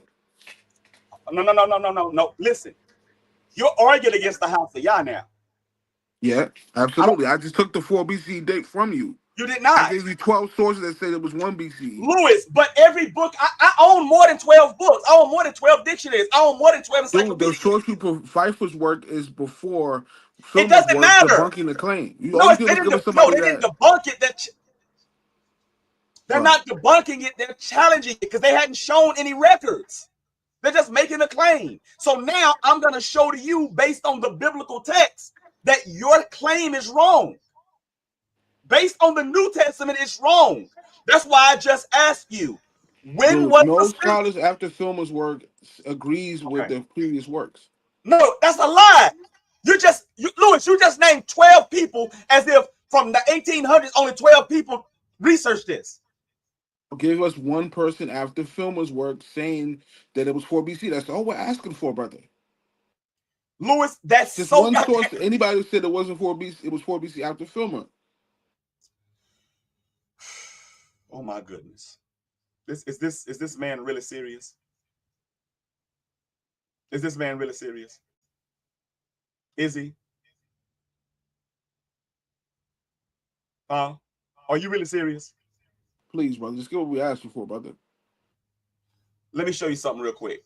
Look at the screen. Like the mere fact you're asking me to show you this, when a simple Google search, you're gonna find more Google searches on the 4th BCE in modern times than anything done with 1. So let me show you. Let me show you real quick.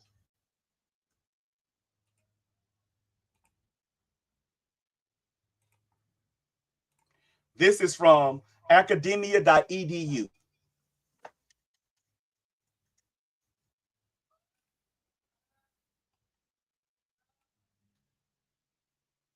Right? And then you got these papers. You can download them, they're free. This is by The New Chronology of Jesus Christ and King Herod by Jan Pope, right? And others. Hold on, let's look them up. Let's look them up. Hold on. Date John. Let's see.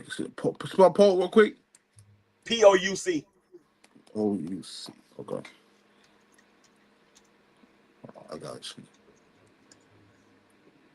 Hey, what the hell? Hold on. Hello? Yeah. My apologies. 1 second. I know what.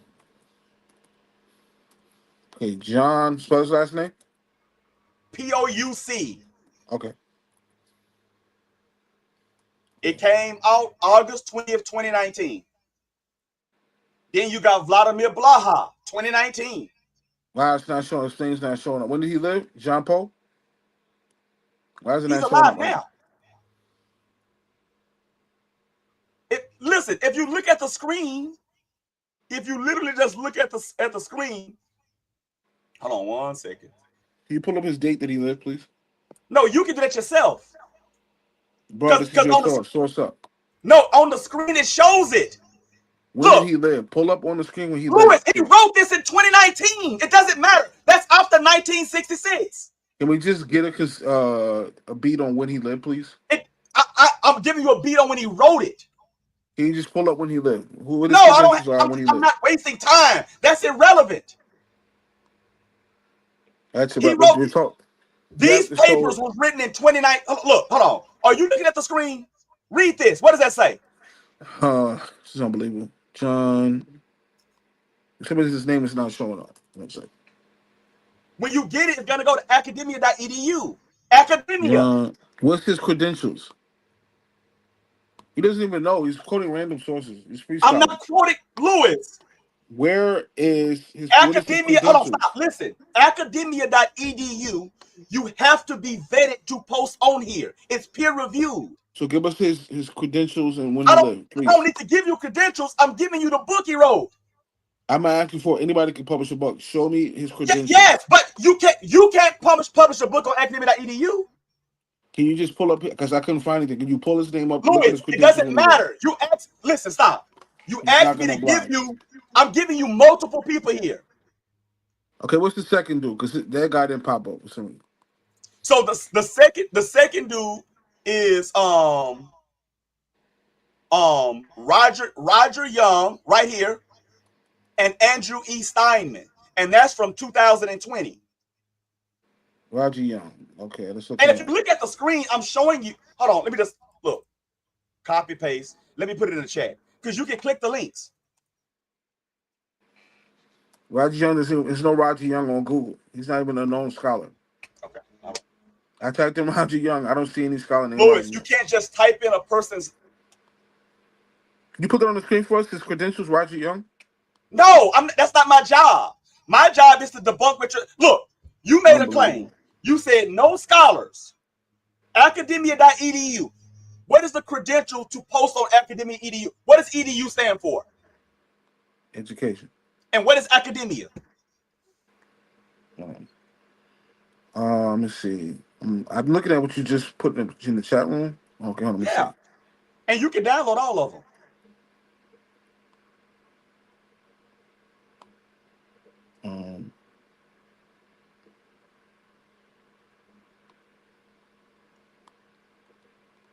Let me highlight that.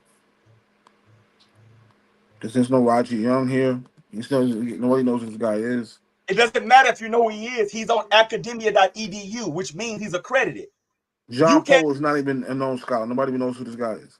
It does, Lewis. See, now you're changing it from he's a quack. He's not even hold on, listen. Source. Now you're champing out because you went from nobody after this time for after 1966 made a claim. I'm showing you. No, I didn't say that's anybody that's credible. That's a credible source. They are, Lewis. You cannot get on academia.edu. You don't even have an associate's degree. You can't post Why can't we find anything about their credentials on Google? They're not credible scholars. They are. They on academia.edu. John Gold, there's no even entry about him. Now, Raymond J. Jagolski, let's look him up. Nobody knows who that guy is either. He's a quack. He's not even on Wikipedia or a known scholar. I just looked up Raymond J. Jagolski.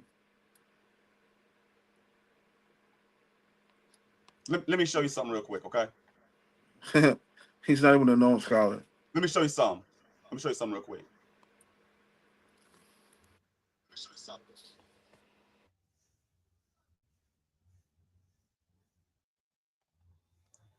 Let me show you this here because I know you that see now you're just showing me that you don't understand. So let me help you out real quick, okay? StreamYard share. So now what you're doing, you're just trying to stall for time. This is the guidelines for academia.edu. Do you see this at the top? What does this say right here? What did I just highlight? Author guidelines. Yeah. So to be an author here, prior to submission, please read these guidelines in their entirety and ensure your manuscript is in compliance with our submission requirements. Authors should also familiarize themselves with our editorial process, which details the entire submission process, including what? You should give us John Poe or Raymond J. Kowalski's credentials. Show it to us. Lewis, you have okay. No, mind. He's not a credible scholar. Okay, listen. This is absolutely crazy. No, it's not. We'll just ask you where his credentials. He doesn't have any. He doesn't exist. Nobody knows who he is. He's not even a credible source. Lewis, that's irrelevant. You're giving us French sources. They're not. Lewis, I just gave you the credentials. You have to have. I just looked up Raymond and John Paul. There's no entry on Google for these two scholars. And if I look up Rabbi Lewis, there's no entry for you either. You got 50 books. Well, how's that relevant? No, the point is, if it's a peer-reviewed paper, it has to go through a process that I just showed you. If that's bogus, if you look up Rabbi Lewis, my work's gonna pop up. I looked these people up. There's no. Yes, but you're not a. They don't even have any scholastic works. No, I just showed you. They do have scholastic. If you type in Rabbi Lewis, you're gonna see my scholastic work. I looked them up. There's no. No, you're not. You're gonna see you and a bunch of other simps on YouTube debates and trying to write. No, you're gonna see my books on Amazon. I'm gonna publish author on Amazon. You're gonna see my Amazon work. But you're not accredited. You don't have any accreditation. As you just so said. Hold on, listen. As you just so said, anybody can write a book. But to get on academia.edu, there are requirements, including peer review. You don't have to do that to write a book. That's why I said to you earlier, you cannot get on academia.edu.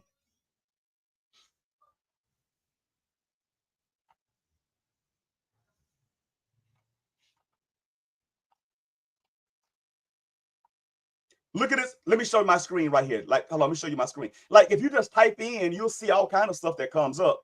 That's what I'm saying. Like, you're just making a straw man argument that is so easy to prove, disprove. Look at this here. This is the Herods. Murder, politics, and the art of succession.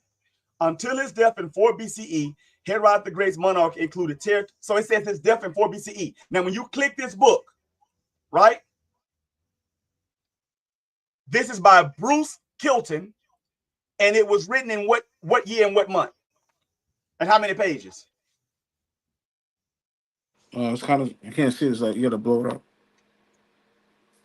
It's kind of, you can't see it. It's like you got to blow it up. 2021. Bruce. Let's look Bruce Chilton up. 1 second. Yeah. Let's look him up. Hold on. See if he exists. Anybody can publish a book in 2025 and make a claim. I know, just like you. Yeah. Okay. What's his last name? Because it was blown up. Now it's not blown up. Oh, Hilton. CHILTON. CHAILTON. Okay. And if you look here, you'll see Yeah, hold on, look. On the screen, I'm showing you a lot of his works. I looked him. I got his Wikipedia. He's an incredible scholar. Yeah, he's still alive. I know. He's from Harvard and Yale. Okay. It says he's an American scholar, early Christianity. When was his book written? 2021. So that debunks what you just been saying this whole time. That's what that was just a waste of like 15 minutes. No, it's not a waste. He was born before 1966. He was born in 1949. But the work, listen, but the work was written when? When babies come out, they don't write books. You write books from accumulated knowledge. So what was he saying about Herod? Do you have what he said about Herod? It's right here.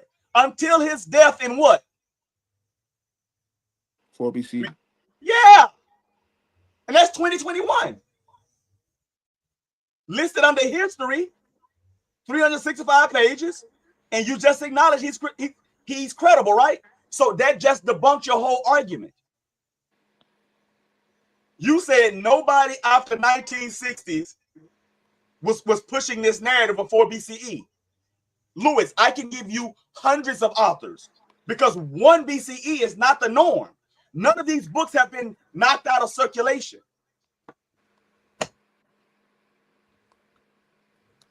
And see, you don't even know why they went to 4 BCE. That's why you're arguing. So I asked you a question. I asked you, when was the census? So everybody listening right now is going to hear you give that there's 2 censuses. Okay, fine. That's your position, not the House of YHWH. So what are the years for the first and second census? Go ahead, go. First of all, I want to look at Bruce Chilton. No, stop. Nope. All right. We already passed that now. So first census and second census, when is it? Okay, so if you okay, so the hello. Come on, brother. First and second census. Certainly. So the argument is that the argument. No, stop. You don't even stop. First and second census. Don't worry about my argument. Yeah. So the only Syrian legate that's unknown in all. Not legates. I said census. Yeah, I'm segueing to that. Let me finish my point, bro. No. Stop it, Lewis. The people on this page, they're not here to see you. They know what I teach. Repeat what you teach, because you're gonna keep cutting me off. I need the first census. What year was it? I'm giving you just give me 20 seconds to cook. I'm gonna make it make sense. I'm not giving you 20 seconds to cook because you just wasted 20 minutes. No, I did not. You wasted 20 minutes. No, Lewis, Bruce Chilton is not the only person. I even took you to academia.edu, but that wasn't good enough for you either. So I gave you Bruce Chilton 2021. And now you, instead of you being wrong and telling me I'm wrong all this time, you just swallowed your pride and now you're trying to ask multiple questions. So stop. When was the first census? 6 to 4 BC. Okay, 6 through 4. So a census lasts 2 years. No, I didn't say that. I said the only Syrian legate because Luke Lewis, says, I'm not asking about a legate. Yes, you are. I'm gonna tell you why you are saying that. No, stop. We haven't gotten there yet. You are there because you're basing this on Luke chapter 2, where that's it says fine, but we haven't gotten there yet. Hold on, let me finish the point. You're I'm really getting tired. I'm being honest with you, because I'm literally look. When you asked me, I showed you what you asked me for, bruh. Let me finish my point because this is your no. Don't finish your point. Just I'm on trial. House of YHWH is on trial, and you're trying to finish your point instead of answer what I asked. I am answering. You keep cutting me off. How could you understand? No, just give me the year first, and then you can finish. Okay, nigga, I just said 6 to 4 BCE. Okay, so hold on, you said it was 2 censuses. Yes, let me explain why. Hold on, listen, stop. What year was the first census? A census doesn't last 2 years. I told you there was 2 censuses. There was one in 6 AD, and there was one in 6 BCE. Okay, now stop. So 6 BCE, and then one in 6 AD. Yeah, and let me explain why. No, Because Luke. I don't. We don't care why. We don't care why. We don't No, care why. I mean, you don't care why. because That's Louis. retarded. Because I'm not even dealing with Luke. I'm dealing with Herod right now. Yeah, that's because Luke is the what you're predicating this on. No, Because it's Luke Luke and says no, it's that. not. I predicated All on right, Luke and Matthew. all right, go ahead, go ahead. You got the floor. Because see, Matthew doesn't teach Herod died in 4 BCE. I'm sorry, Matthew does. Luke doesn't. See, Luke is where the census argument comes in. There's no mention of a census in Matthew. Right? Right. Okay. So now, you already told the people, I want to make sure we got this right. I heard it right. First census, 6 BCE. Second census, 6 AD. Right? Correct. Now, Herod died, you say in 1 BCE. Right? I gave you 12 sources, yeah. I know. Louis, is that your argument that Herod died in 1 BCE? Correct. Okay, now listen. See, very basic questions. So now, we got first census 6 BCE, second census 6 AD. And we got Herod, according to Lewis, writing it down, first century or 1 BCE, right? Yeah. That's correct, right? Yes. Who succeeded Herod? Arguably his son Archelaus. What year did Archelaus become governor or king? 6 AD allegedly, which I don't believe that. No, he did not. He succeeded when he died. So that was allegedly 4 BCE. No. See, I'm not talking about allegedly. I'm asking you to stand on a square. Stand on According something. to this No. Stop. That's HOUSE of YWH's position. Your position is opposite. You don't have one. Your position is that Archelaus took about that he died. So that's 4 BCE. Correct. So what's your position? You don't follow that. Okay, yeah, you put the cart for the horse, bro. So what's your position? That the Archelaus dates have been contested. They don't know. They can't come into a consensus. All right, so then throw that part away, your book away too. How so?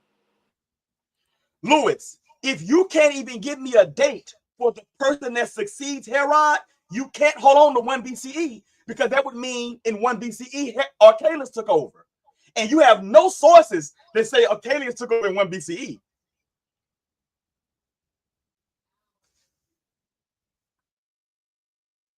Let's go to your book. In your book, what page in your book says that Archelaus took over in 1 BCE? What page? Listen, you've already acknowledged that Archelaus took over after Herod the Great. So that, and you said that he died in 1 BCE, which means you're also saying that Archelaus took over in 1 BCE. Now show me evidence in your book or outside of your book that Archelaus started to rule in 1 BCE. Go ahead.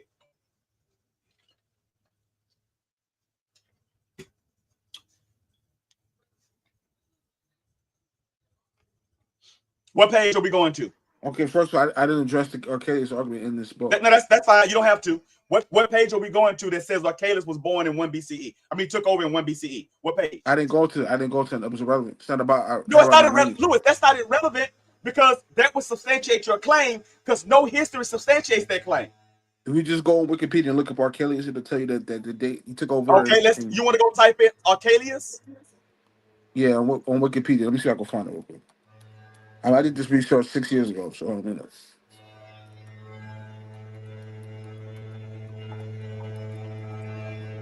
Let me share the screen. Let me see if I can find it. It's on the screen. I got it on the screen now.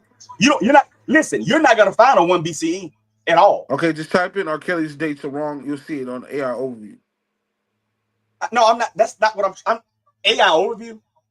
It says the dates related to Archelaus' son. Listen. Let me show you. Let me show you how this works. All right. When you use AI, I'm not saying nothing's inherently wrong with AI overview, but it's just gonna tell you what people are thinking. That's all. That's the whole AI, because AI is just telling you what people are thinking. but I'm talking about the source. Show me a Yeah, source it says material for him. the dates related to R. Kelly and Son of Herod the Great. What we're talking about. Are a point of contention. It says Correct. We already know that. That's why we're particularly contending right now. regarding his reign in the Corinthian cities in Judea. The main Okay, now where issue is the does it say 1 discrepancy. BCE? Huh? Where does it say 1 BCE? Oh, let's give you that. Hold on. It does Put it on say the it. screen. You got two screens. Put it on the screen. Because mine is already on the screen. Hold on. And there it is right there. Hold on. It doesn't say. I know it doesn't. Listen, look, I already told you it's not going to say 1 BCE. It's just I just typed R. Kelly's dates are wrong. Now let's go to Wikipedia Okay. on Herod R. Kelly's. Okay. Okay. Let's see if I can find it real quick for the sake of time. I just control after the document. Hold on. Let's see. Hello? Uh-huh.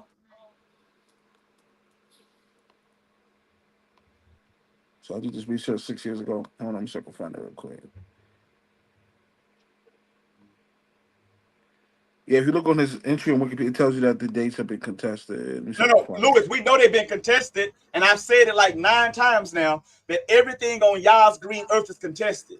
So you keep saying that doesn't mean anything. Show me Archelaus 1 BCE starting his reign.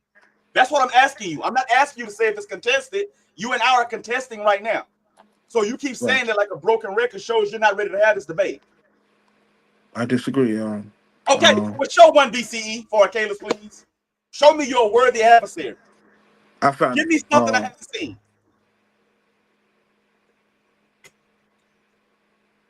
Ooh, I found it. Type in Herod R. Kelly's dates are wrong. It's the first paragraph.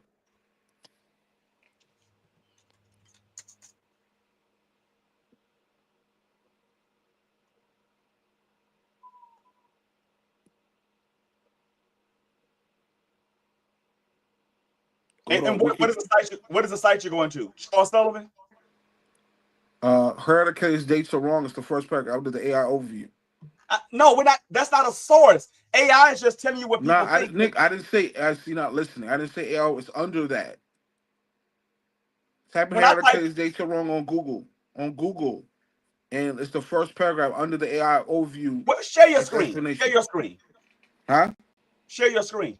I can't. I'm on my iPhone. You can't share screen on your phone, bro. You got your laptop up because you said I'm gonna do my other screen. You couldn't read it. Okay, I'm not doing that right now. It says Herod's assignment of a 4 BC death is erroneous. Herod died on Sunday, 14 January 1 AD. Christ was born on Passover 1 BC. Stop. So now you just gave another source that contradicted you. That one says 1 AD, not 1 BCE. It said he died on Sunday, 14 January 1 AD. Okay, so now you just contradicted yourself. Christ was born on 1 BCE. No, stop. So you just contradicted yourself because your argument in your book is 1 what? BC or AD? Yeah. Okay, so then you just contradicted your own book. Okay, so let's give you a source on 1 BCE. Okay. Yeah, for Archelaus. Yeah. That's what you're supposed to have been doing for the last 7 minutes now. Type in Herod's dates are wrong. Listen, you'll see, man, just listen. There is no source. I'm looking at the source. Louis, you don't have a source it's for December25.info. Click that link. Type in Herod dates are wrong. Go down to the link. Put it in the chat. All right, put it in the chat. So I can show the people you're lying.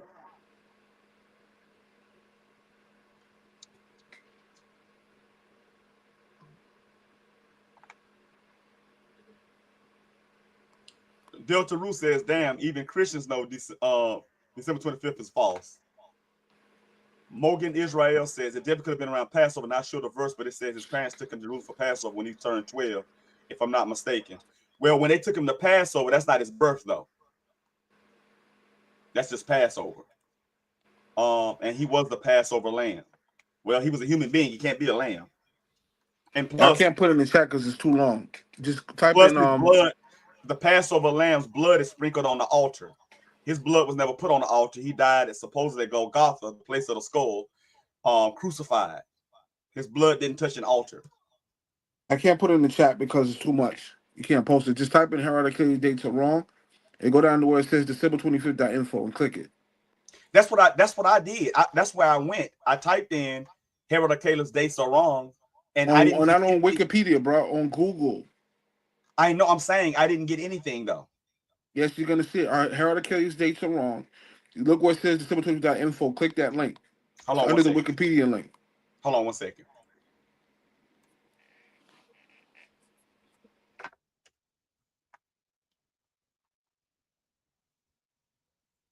And you said it's under what now? Go on Google search, type in Herod Achilles dates are wrong. Uh-huh. Under the Wikipedia Herod Achilles article, you're gonna see December 25th.info. Herod's gonna be seen demonstrated. Click that link. Oh, okay, gotcha. Okay, so this is highlighted here. Where does it say Archelaus came on the scene in 1 BCE? It's in the article. It says Herod's 1 BCE death demonstrated by synchronized by Gerard Gertox, who's a PhD. No, So but this I'm work, not. Hold on, stop. I'm not asking. I wasn't asking you for Herod. I know that's your argument. I'm saying, show me where no, his you did son. no, stop. You made a statement. You said you contradict yourself, Lewis, because your source is 1 AD, you're saying 1 BCE. So giving you a source for 1 BCE, that's what we're doing right now. Lewis, that was your initial thing. The one you just did just said 1 AD contradicted that. Yes, I just said that. I'm taking it off the table. I'm giving you Lewis, I'm not. who's a PhD. Lewis. Okay, What are you supposed to be showing me right now? We're showing you that a source that Herod was. No, that's not what I asked you to show me. Okay, you asked about Archelaus. Yes, show me a source for Archelaus at 1 BCE. Okay, you want to just stick to Archelaus? Yeah, because listen, if Herod died, you know who succeeded him. But if you can't show me his son succeeding him with a source in 1 BCE, that means your scholars you're quoting, they're just trying to contest one part, but they're not seeing the big picture. Okay. Because Archelaus has to be there.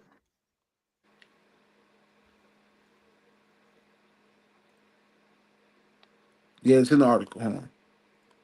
It's not. Let me show you. There's this Control F Archelaus. It's in the article.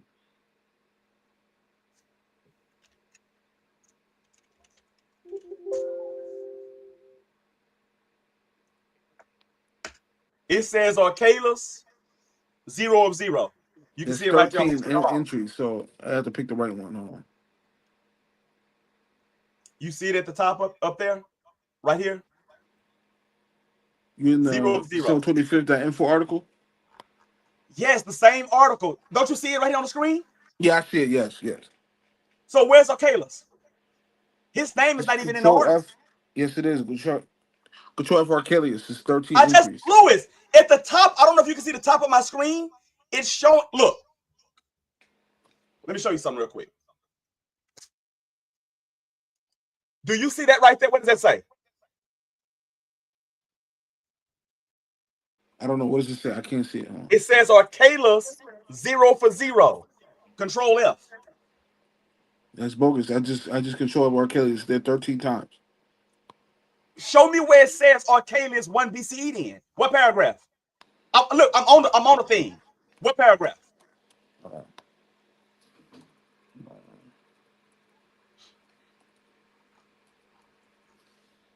Because this article is just about Herod.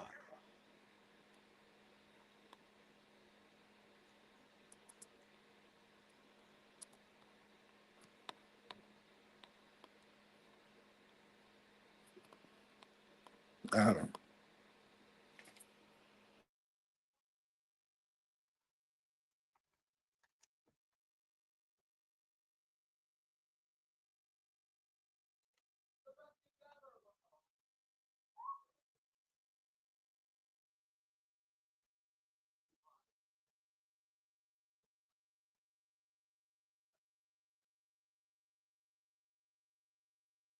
And see here, and this is what I'm trying to show you.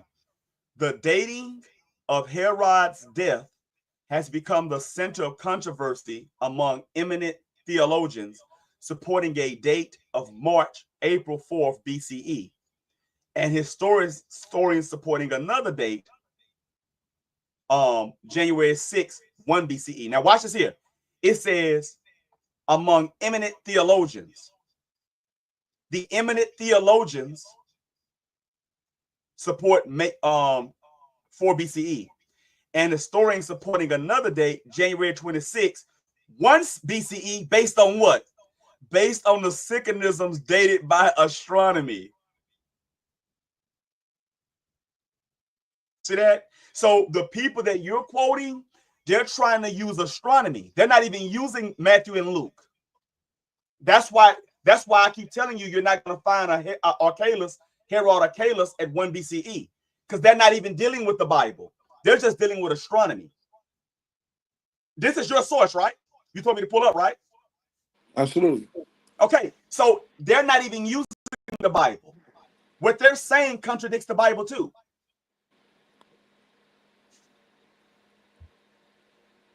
It said this country is not insignificant because, as in the case of Galileo, it is between two conceptions of truth. That which is based on the interpretation of religious authority, theologians, and that based on the interpretation of scientific authority, astronomers. So what they're doing is they're doing this based on the what? When it says they're dealing it based on astronomy, what are they using astronomy-wise? Let's see how smart you are. So what do you mean astronomy? What do you mean? No. What are they using in real life to date? What astronomy sign are they using? Hello? Yeah, you hear me? Yeah, you know. So what are they using? Stars. No, what star? Not stars. What star? Because see, the gospel specifically mentioned the what? The star in the east.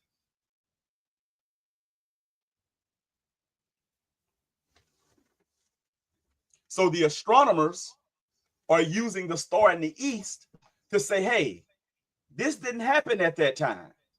That's what they're doing. They're not using Matthew and Luke. This is why I knew you couldn't show me Archelaus at 1 BCE, and you still haven't. And I'm not letting you move from it. Because really, to be honest with you, that's game, set, match.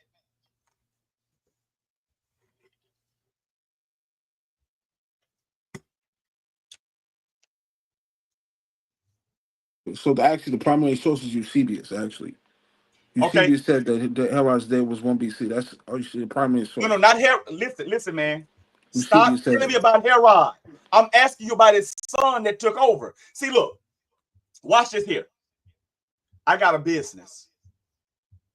In my business, if it's very successful and I retire in 2026 and I leave it to my son, what year does he take over? It's relative, but I guess No, it's not relative. 2027. If I retire and it's successful, I'm not going to let the business run on autopilot. My son is my successor. So if I retire in 2026, when does he take over? I don't know. It's relative. It's not. It's 2026. Okay. And when you're dealing with a king, if a king dies, okay, watch this here. In my household, let me make it real simple for you because you keep saying it's relative.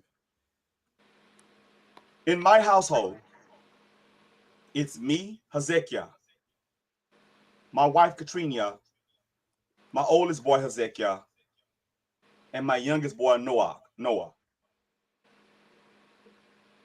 If I die, who becomes the head of the household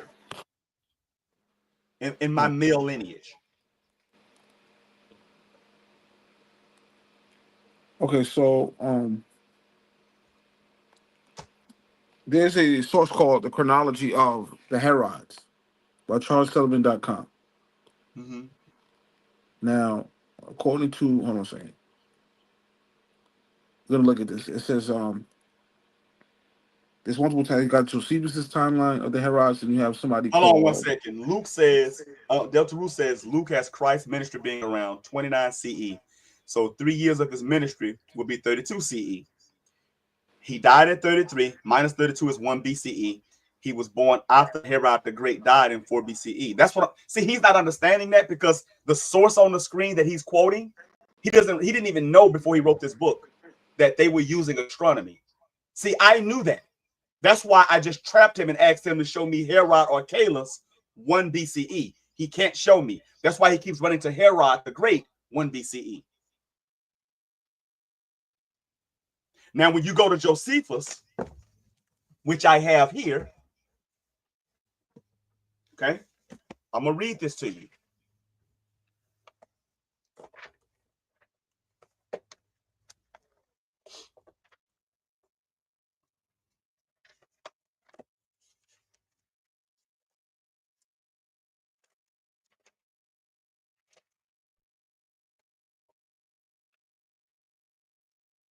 Let me show you something real quick.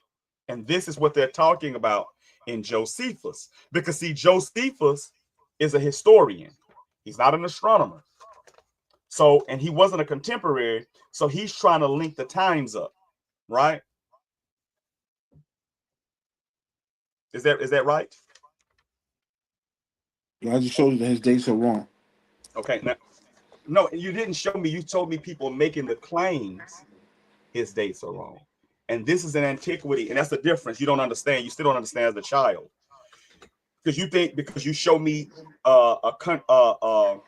somebody contests something, that means you're right. I said that earlier. I gave you 12 sources. And listen, Lewis, there are thousands upon thousands of sources that say 4 BCE. There are more sources that say 4 BCE than Lewis. There are more theologians than astronomers. You know that, right? Right.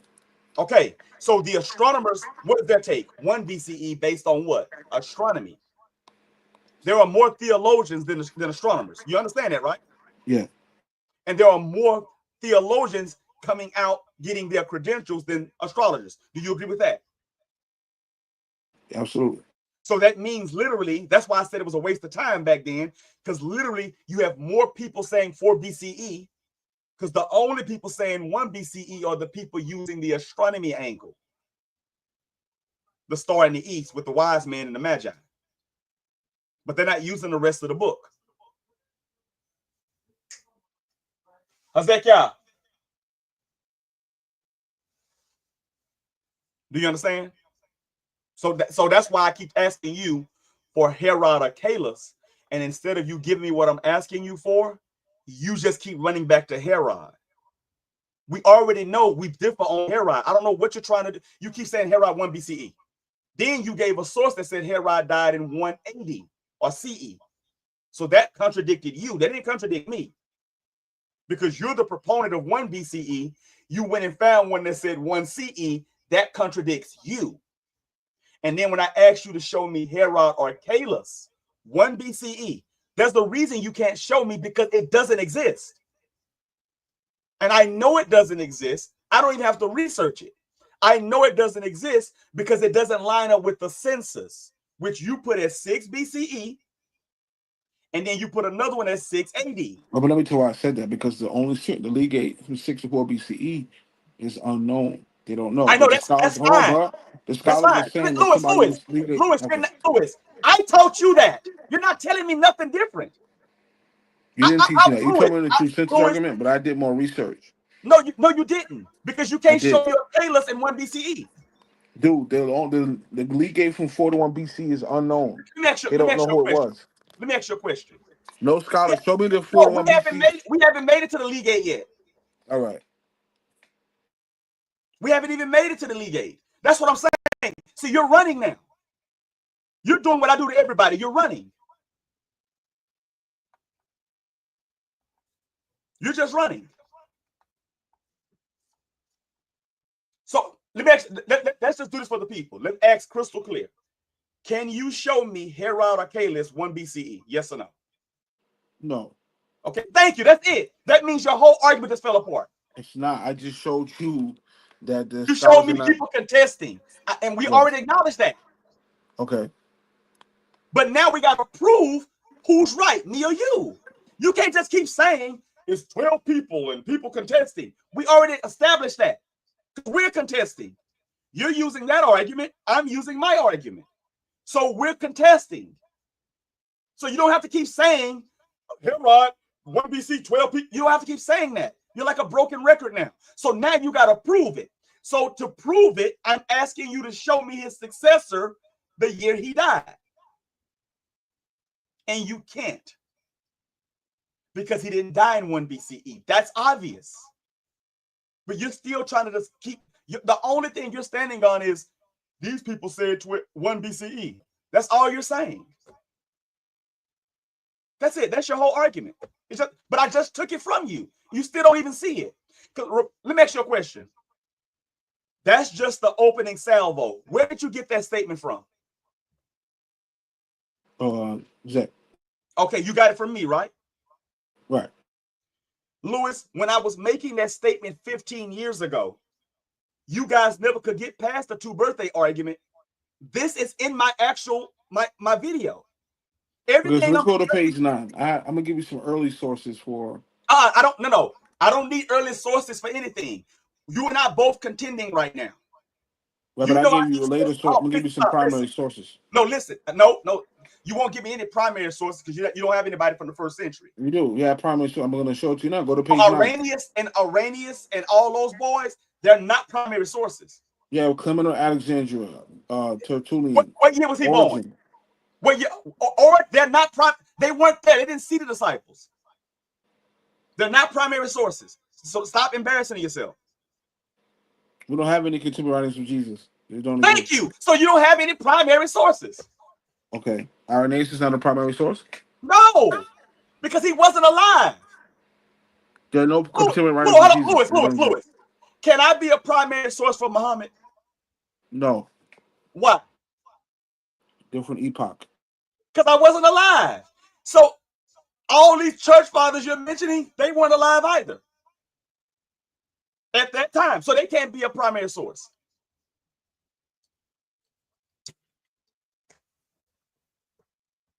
Real simple. So now you don't have an answer for Archelaus. So now you want to stick to the 6 BCE and 6 AD argument. But guess what? When you go to the people may understand what I was saying. I was saying the scholars were saying somebody was legate twice. Somebody was legate twice. So no, but that just, Lewis, listen what I'm saying. Now you're digging a deeper hole now. How so? Because somebody was still legate twice. We know it. And the one before 1 BC is unknown in Roman history. Who was legate twice? It was Cyrenius. He was Lewis, you only know about Lewis. And he was legate in 6 to 4. He was legate twice. I know, Lewis. I know. Lewis, I taught you. You ain't saying nothing to me I don't know. I've been teaching this for over a decade and a half. Yeah, so why are you still told an argument? I told you there was 2 legates who was Syrian legate twice. That was Cyrenius. The census in Luke is the first census in 6 BCE. It's not the 6 AD. Okay, but listen, if you put Cyrenius in 6 BCE, or you put him in 6 BC and 6 AD. Okay, but Herod was not he couldn't have been the one in 6 BCE because Herod was still ruling. See, when you go to Luke, it says that this legate became governor when Herod died. You're missing that. Let's go to Luke. It says he took over when Cyrenius was governor of Syria. That's Luke chapter 2. Syria is not Jerusalem. He's trying to tell you, he's trying to show you a time frame. Syria is not Jerusalem. So who's ruling when Cyrenius is governing Jerusalem? I just told you it was 2 censuses. No, I know. In both of them, who's ruling? Augustus. No, I'm saying in Jerusalem. Let's get the verse. Go to Luke chapter 2. I'm saying in Jerusalem. Oh, you mean Herod? Herodias. No, which Herod? In 6 AD, that would be Archelaus. Thank you. But you just said that what's the name died in 1 BCE, which means Archelaus should have took over in 1 BCE. So when you read Josephus, which I have right here, I'm going to read it to you. Archelaus was put in his stead, and in 6 AD, Archelaus was banished. He was banished to where? Gaul. Thank you. So you can't say the census was when Archelaus was there because Archelaus didn't do a census. He was banished in 6 AD. The other census is 6 BCE. We know Archelaus wasn't ruling then, right? Luke 2 says, and it came to pass in those days that they went out a decree from Caesar Augustus that the world should be. There's no history of that in any history that Caesar did a worldwide tax. It doesn't even exist. Okay, stop. So that means Luke is lying then. Yeah, verse 2 is the point. Oh, And no, it's no, no, taxing. stop. No, Okay. stop. That means Luke is lying. So that's checkmate. How's that checkmate? Lewis, I'm not lying. You're telling me that Luke is lying. No, I said there's no evidence for this in Roman history. That Okay, because of the so if worldwide there's attack. no evidence for it, did Luke make it up? It could be something we don't have anymore. Have you considered Oh, that? no, even if, listen, if we have it, that's what I'm attacking. If we We don't don't have have it, the source, but it could have happened and we don't have the source. Lewis, okay, listen, crystal clear. Hold on, let me show you something real quick. Let me show you something. Because this is like, it's like Before we're you do just, that, let's read verse 2 real quick. And this taxing was first made when Cyrenius was governor of Syria. So Zech is saying, according to the records, that's 6 AD. But Cyrenius was governor twice. He was governor of Syria in 6 AD and 6 BCE. This is the first census in 6 BCE. but Herod or Archelaus was not governor. He was banished in 6 AD. No, that's not my argument. I said this No, census of Cyrenius became that's governor my of Syria. argument. My argument is that the census that's mentioned in Luke 2 is the first census, not the second one in 6 AD. It was the first census in 6 Okay, if it's the BCE. first one, then Herod or Archelaus was not ruling. Correct. Yeah, I just told you his dates are contested. So We then just that said that. means Luke is lying How is Luke lying? because Archelaus is the ruler in Luke. No, because that verse in it says this taxation was first No, made. that's a census. That verse is not in the text. Somebody added that. It's in brackets. That means somebody No, added it to the I'm not. text. I know, Lewis. I'm not even talking about that, You could just take it off the table, bro. You could just take it off the table at this point. Lewis. When Because you that look verse at, about Cyrenius is going to say is added to the text. It's not in the I text. know It's you're not somebody telling me added nothing that I don't to the know, verse. huh? Somebody added that to the text. Lewis, what book is Archelaus mentioned in? Luke. What what chapter? No, I believe that's in Matthew. Hold on, let me get it real quick. Archelaus is in the Bible. Hold on. Let me get to I it. know.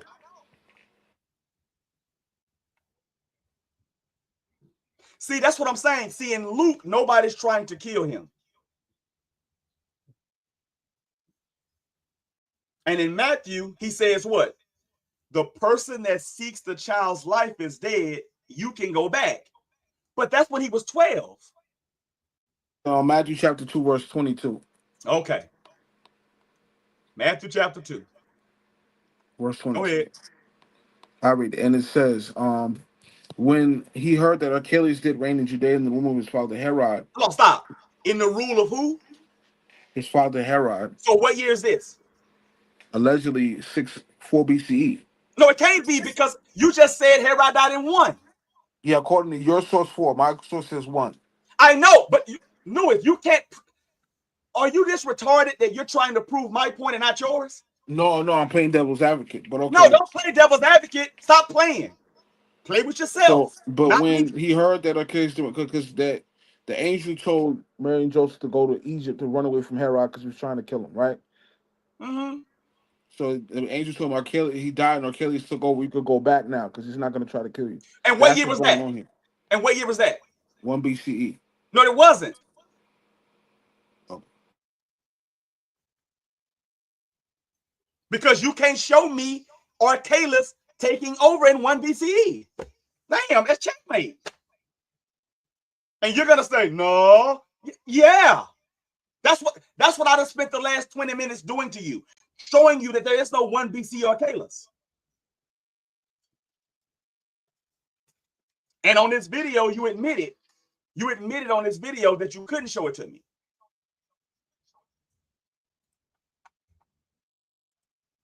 Right? Correct. It doesn't say 1 BC verbatim, but it says the dates are wrong.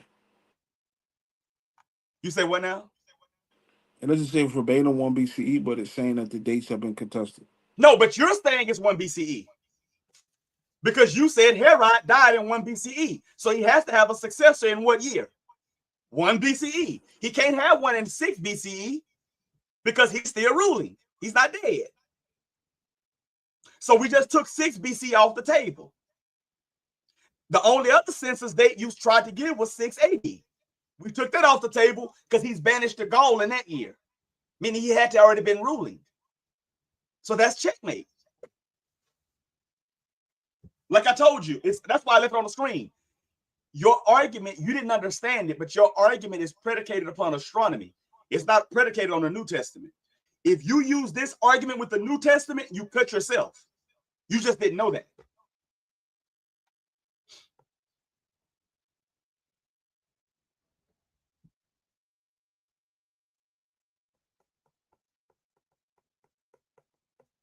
So this is what it says in the Wars of the Jews.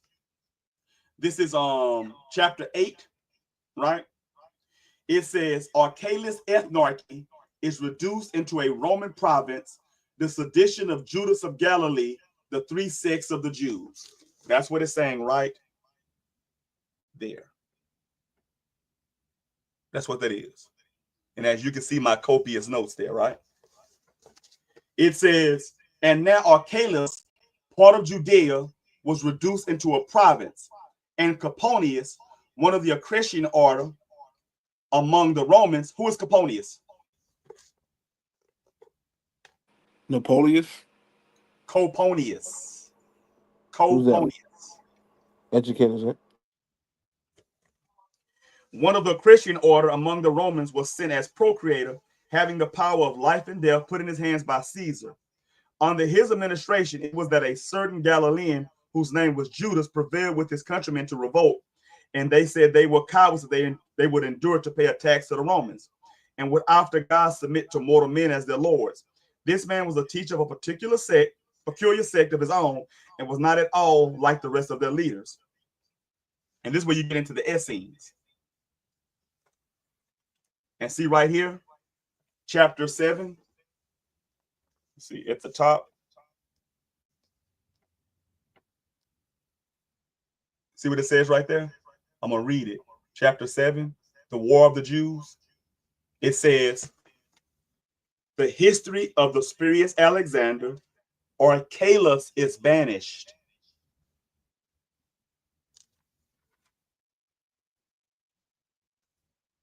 Archelaus is banished.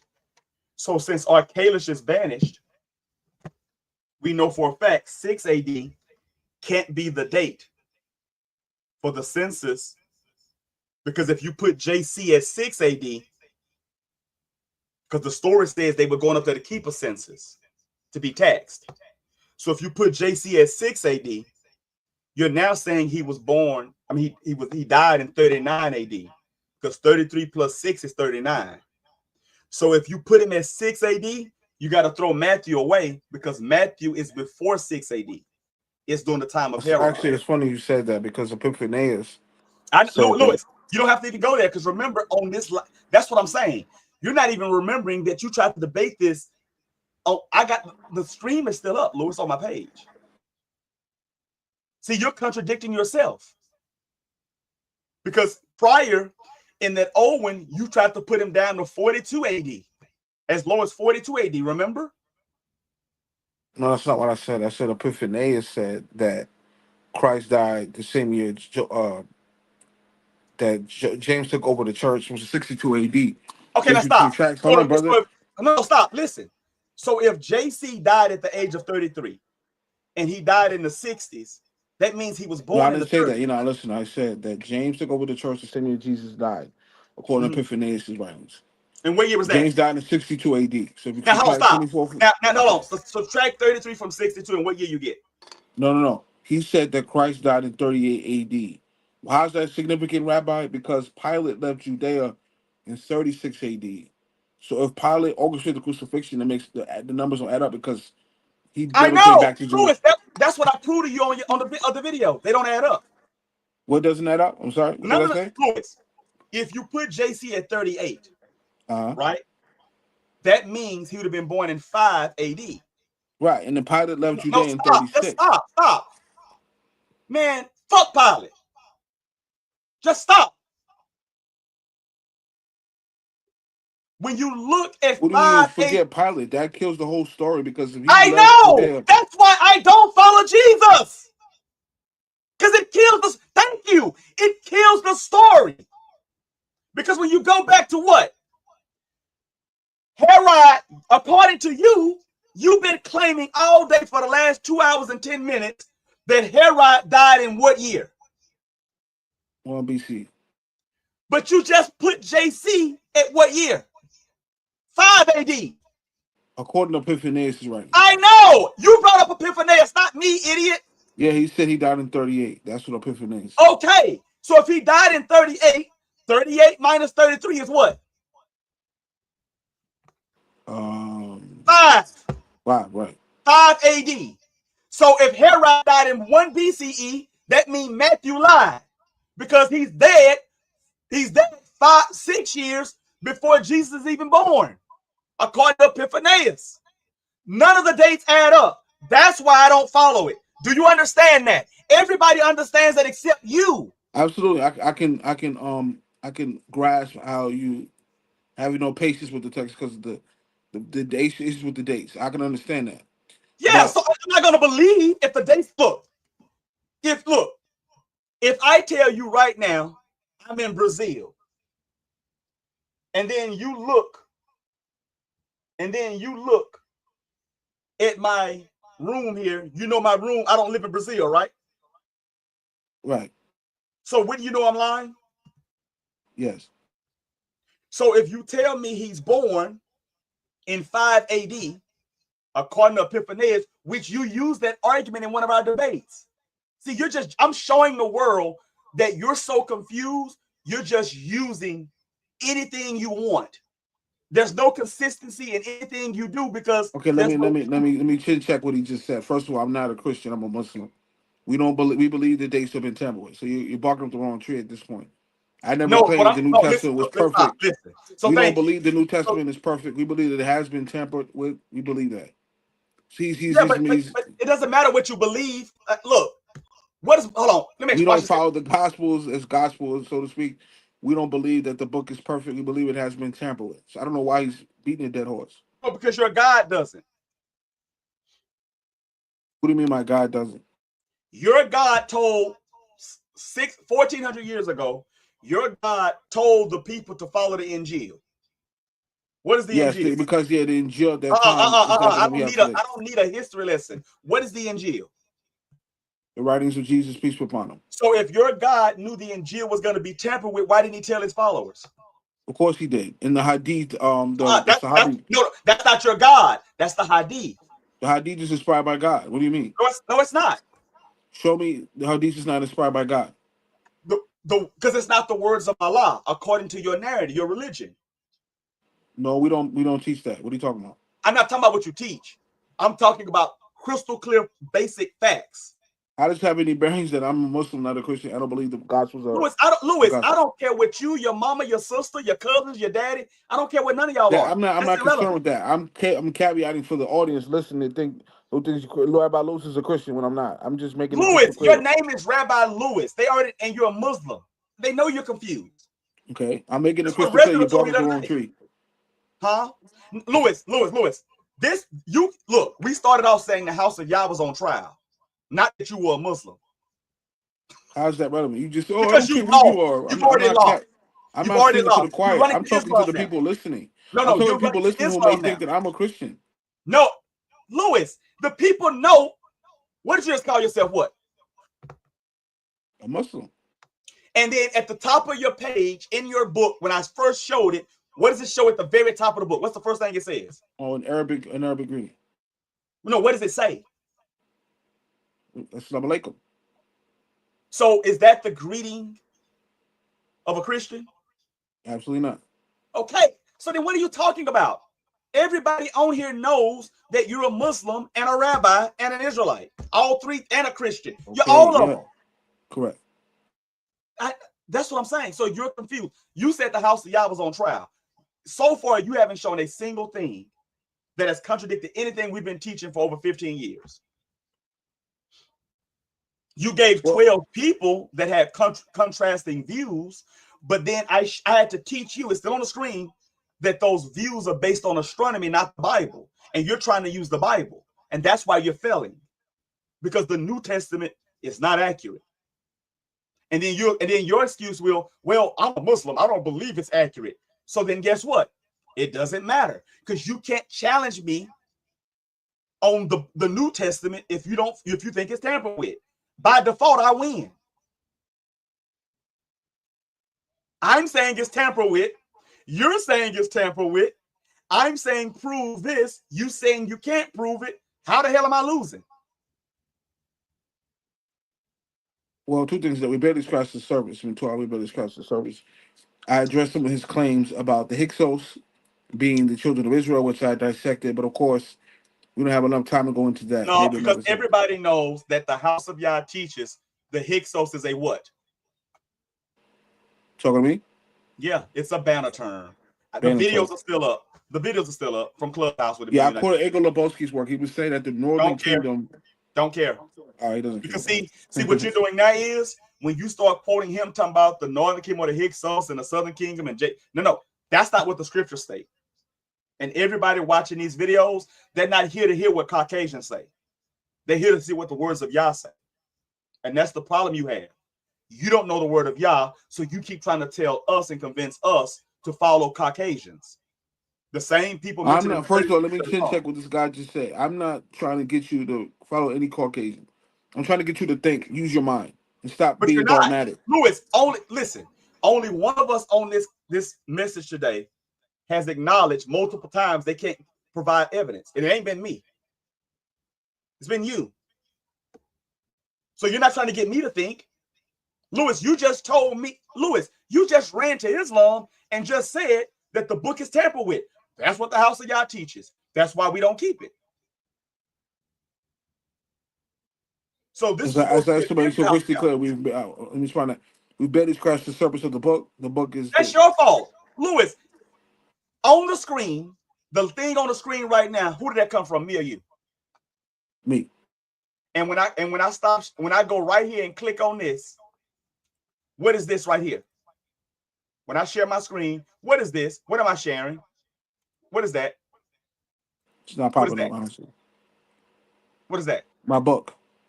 Louis, the only thing I've read is out of Josephus. And then I also talked to you about the Unger's Bible Dictionary. I taught you how dictionaries work, how they're constructed. And then I also showed you the new combined Bible dictionary, which you wasted 20 minutes trying to pretend that the introduction person wrote the definitions. It's an introduction. Dude, I didn't pretend anything. You brought him to the table, not me. No, I didn't. I brought this book to the table, and you said, "Who is that?" And I said, "You don't even have a consensus who the author who made the claim of 4 BC. You have yet to show that. You ran to somebody else. Oh my God! You never showed in that book that you're quoting the dude who made the 4 BC claim. You ran from that.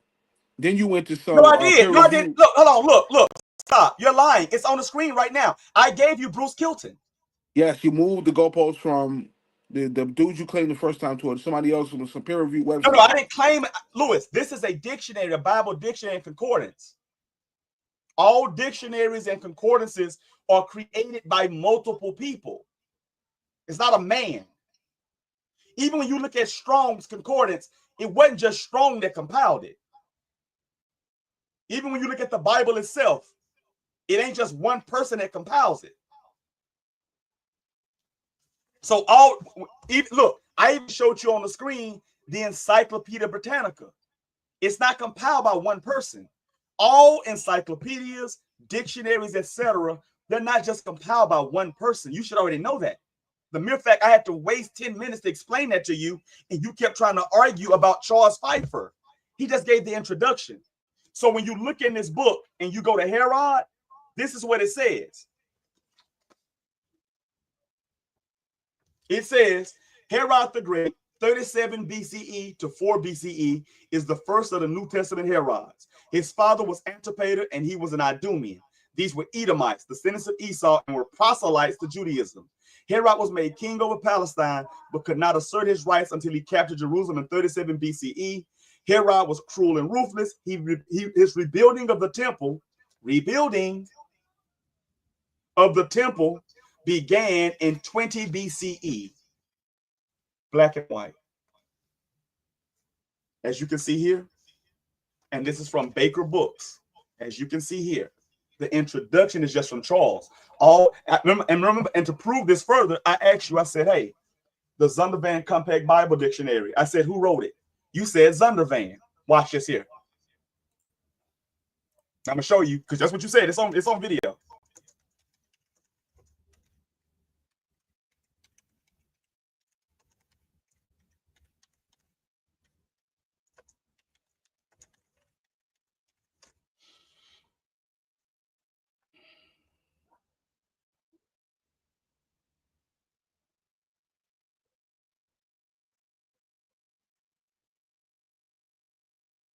Check this out. I'll show you something real quick, okay?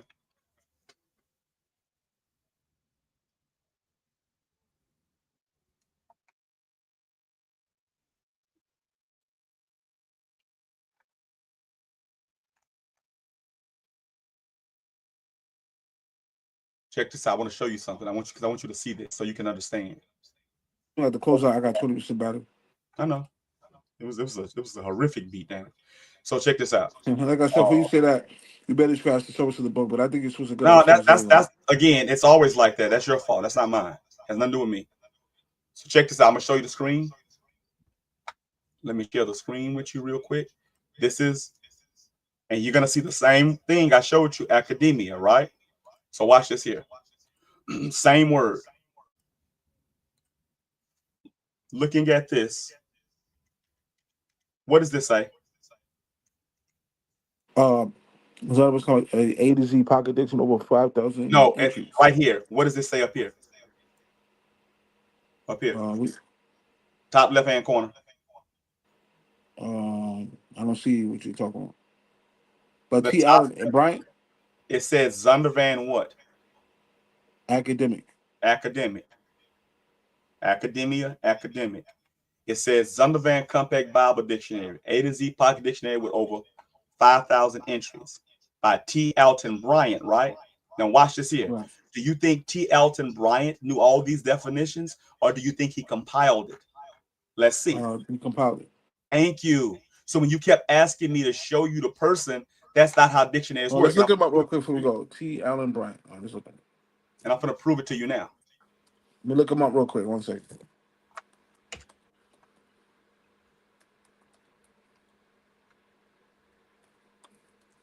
And he's dead now. Okay. That's him right here. Oh, T. I don't see it. Okay, hold on. It's right here. He didn't come with mine. Okay, he came up. Okay. It's on my screen. Look at the screen. I see it. Okay. Yeah, that you're not using is Alton Bryant. Right. What was his credentials? Huh? What was his background in? That's what I'm going to now. Please, yeah, because it didn't pop up on Google. I don't know.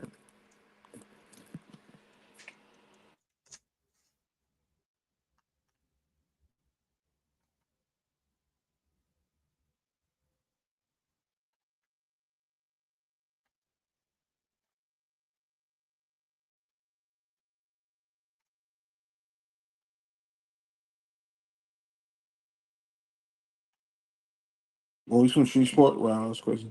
So yeah, he doesn't even have a Wikipedia page, and that's yeah, what you try. And that's what you just now remember. You quote and you use the Zondervan Compact Bible Dictionary. So let's go here, library thing. Let's see if it's on here.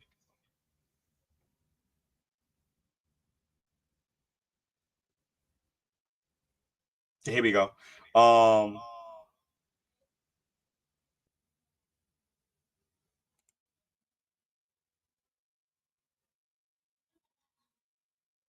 Yeah, so see, it says this. You see this right here? Let me maximize it. So I'm gonna show you. That's what I thought. You see, it says right here, this entry has been combined with Al Bryant. If you go back, this is Al Bryant. This is him. Right? About the author. You see this? Yeah. Al Bryant, which is T. Alton Bryant, was editor-in-chief of Zondervan Publishing House for more than 26 years and also served as managing editor of Word Books as the director of publications for Kregel Publications. Yeah, my question was, what school did he go to? What's his degree? It doesn't give him. That's what I'm saying to you. Okay. Correct. No, it doesn't. That's what I'm saying. You don't know. Okay. No, not you. No, you don't know because you use Zondervan. If you know, just say it. No, that's what I'm saying. It doesn't. It doesn't give it. Okay. For all we know, he just had a job. He was editor-in-chief. Certainly. All right. And he was born in 1926. He's dead now. Okay, no problem. Well, like I said, I think this is extra. I Now, hold on. appreciate Let me ask that. you a question. Let me ask you a question. Yeah, go ahead. In the Zondervan Compact Bible Dictionary, right? Do you use the Zondervan Compact Bible Dictionary? Yes, I've used it. Yeah. Okay.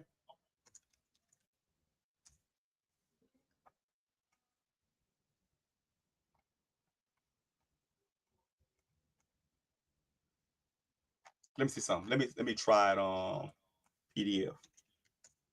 See if there's a PDF for it. May not be.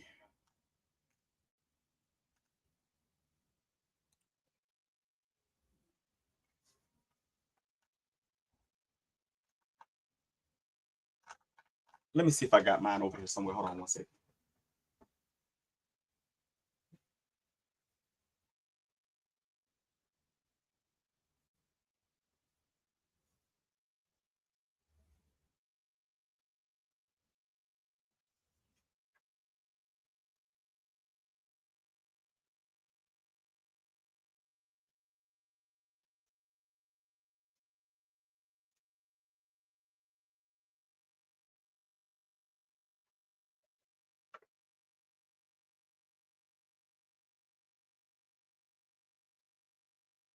Let me see something real quick. I want to show you something too. So check this out.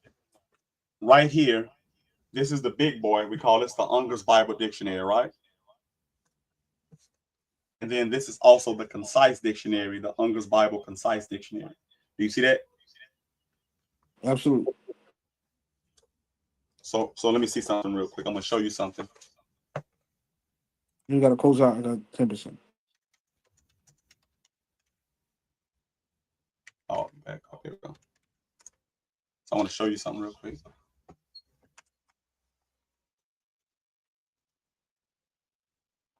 Okay, so check this out. This is Merrill F. Unger. Okay, do you see this on the screen? This is Yeah, the Unger very, Bible. very familiar with his work. Yeah. Okay, was an American Bible commentator, scholar, archaeologist, and theologian. He earned his AB and PhD degrees at Johns Hopkins University and his THM and PhD degrees at Dallas Theological Seminary. He's a prolific writer who authored over 40 books. Unger was also a well-known biblical archaeologist and encyclopedist. Early in his career, he was identified as a Baptist, but later credentialed by Independent Fundamental Church of America, right? This is his education. Southern Baptist Theological Seminary of Louisville, Kentucky, right? Dallas Seminary, right? He's the founding president of the seminary. He started his own. And he was a protege of Larry Louis Sperry Schaefer. You probably don't even know who that is, but and then of course you know who Billy Graham is, right? Right. Billy Graham considered his work an authority on the subject. He then got his PhD from Johns Hopkins under the Near Eastern historian and archaeologist William F. Albright. We've talked about him before too, right? Certainly. And then Unger's John Hopkins dissertation was published as Israel and the Arameans of Damascus in 1957. And watch this. Why am I saying that? Because this book here, as you can see here, the copyright on this book, is when? Let me see if I can.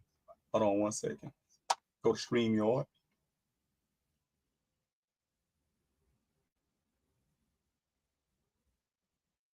We can't see it on the screen. I just have to say it. That is right there. You can't see it. It's like. Okay, hold on. I want to show it.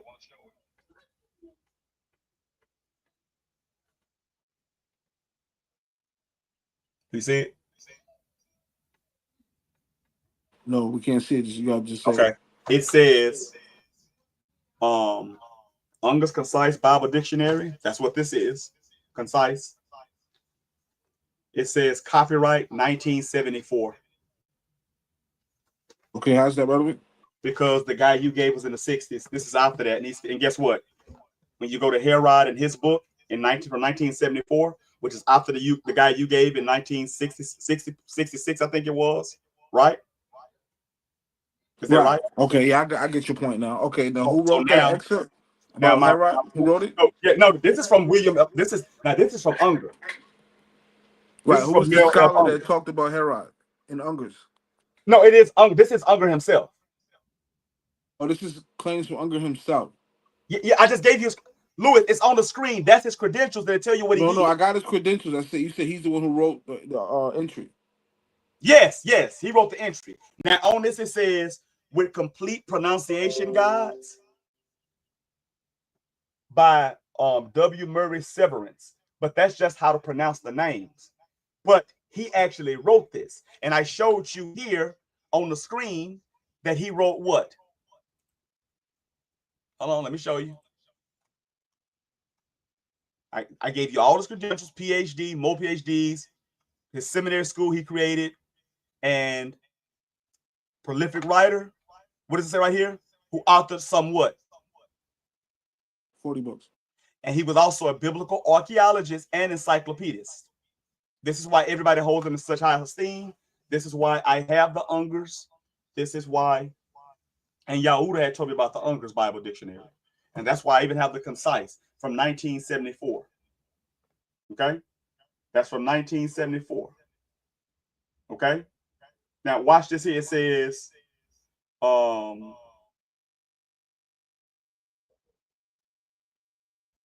then the other guy, so if you can, I don't know if you can see it or not, but the other guy at the bottom down there tell you, it says, Merrill F. Unger is best known for his Unger's Bible Handbook. He taught at Dallas Seminary, Theological Seminary. And then W. Murray Severance has degrees from Wake Forest College, his bachelor's, and Southern Methodist Baptist Theological, his BD. He served as producer of Broadman Films, the Baptist Sunday School Board in Nashville. So he gave you this. And when you go in here, this is what he says about Herod. And this is in 74. Because you tried to pretend that, oh, nothing from no, but give me a modern person that's off to 66. Well, I gave you a guy that's more credentialed than the guys you gave.